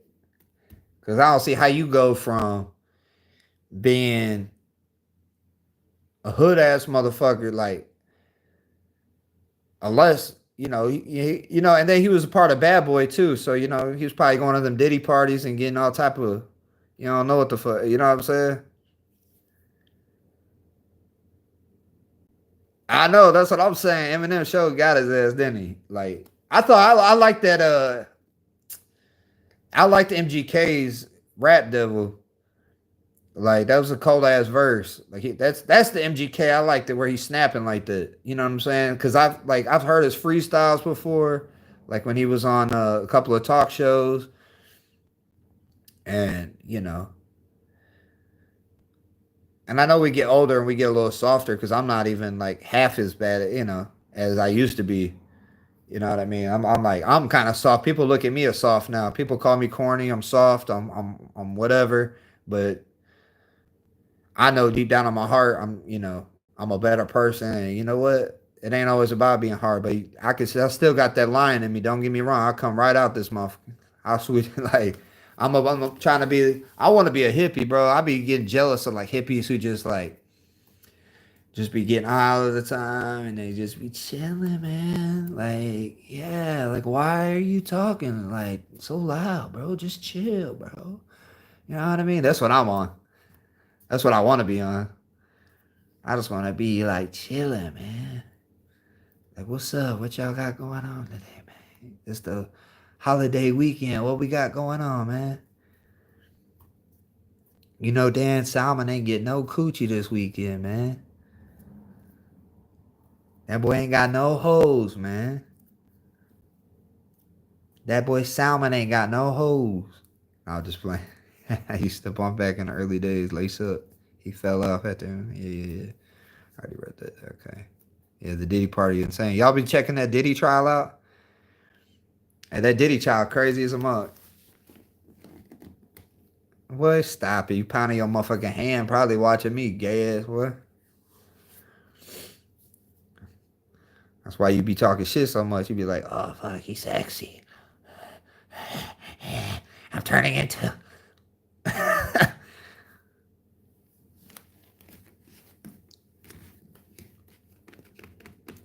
Dan Salmon homo, yo.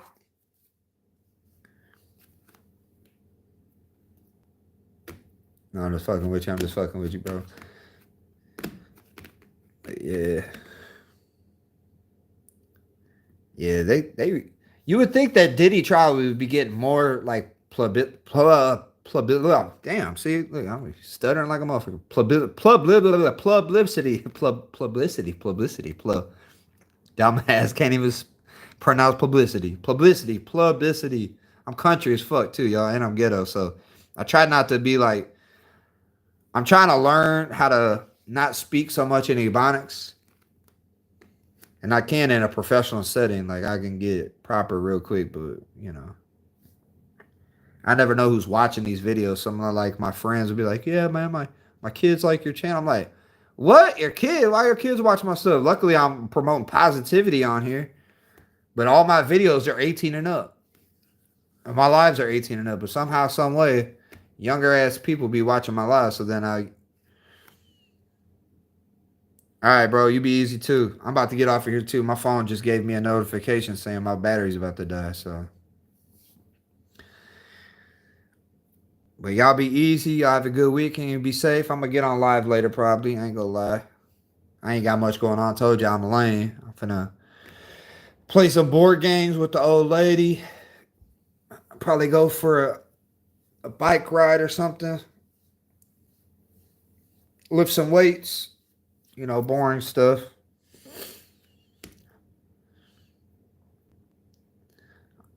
Appreciate everybody joining though. Y'all are real. Y'all kept it real. Kept it real entertainment today. Yeah, for sure, Dan. I appreciate you popping in. Think about something to talk about next time instead of joning every time, motherfucker. I know you got something better to talk about. Nah, just playing. It makes me laugh every time, so that's what's up. I just wish I knew what you look like, motherfucker, so I could join your ass back.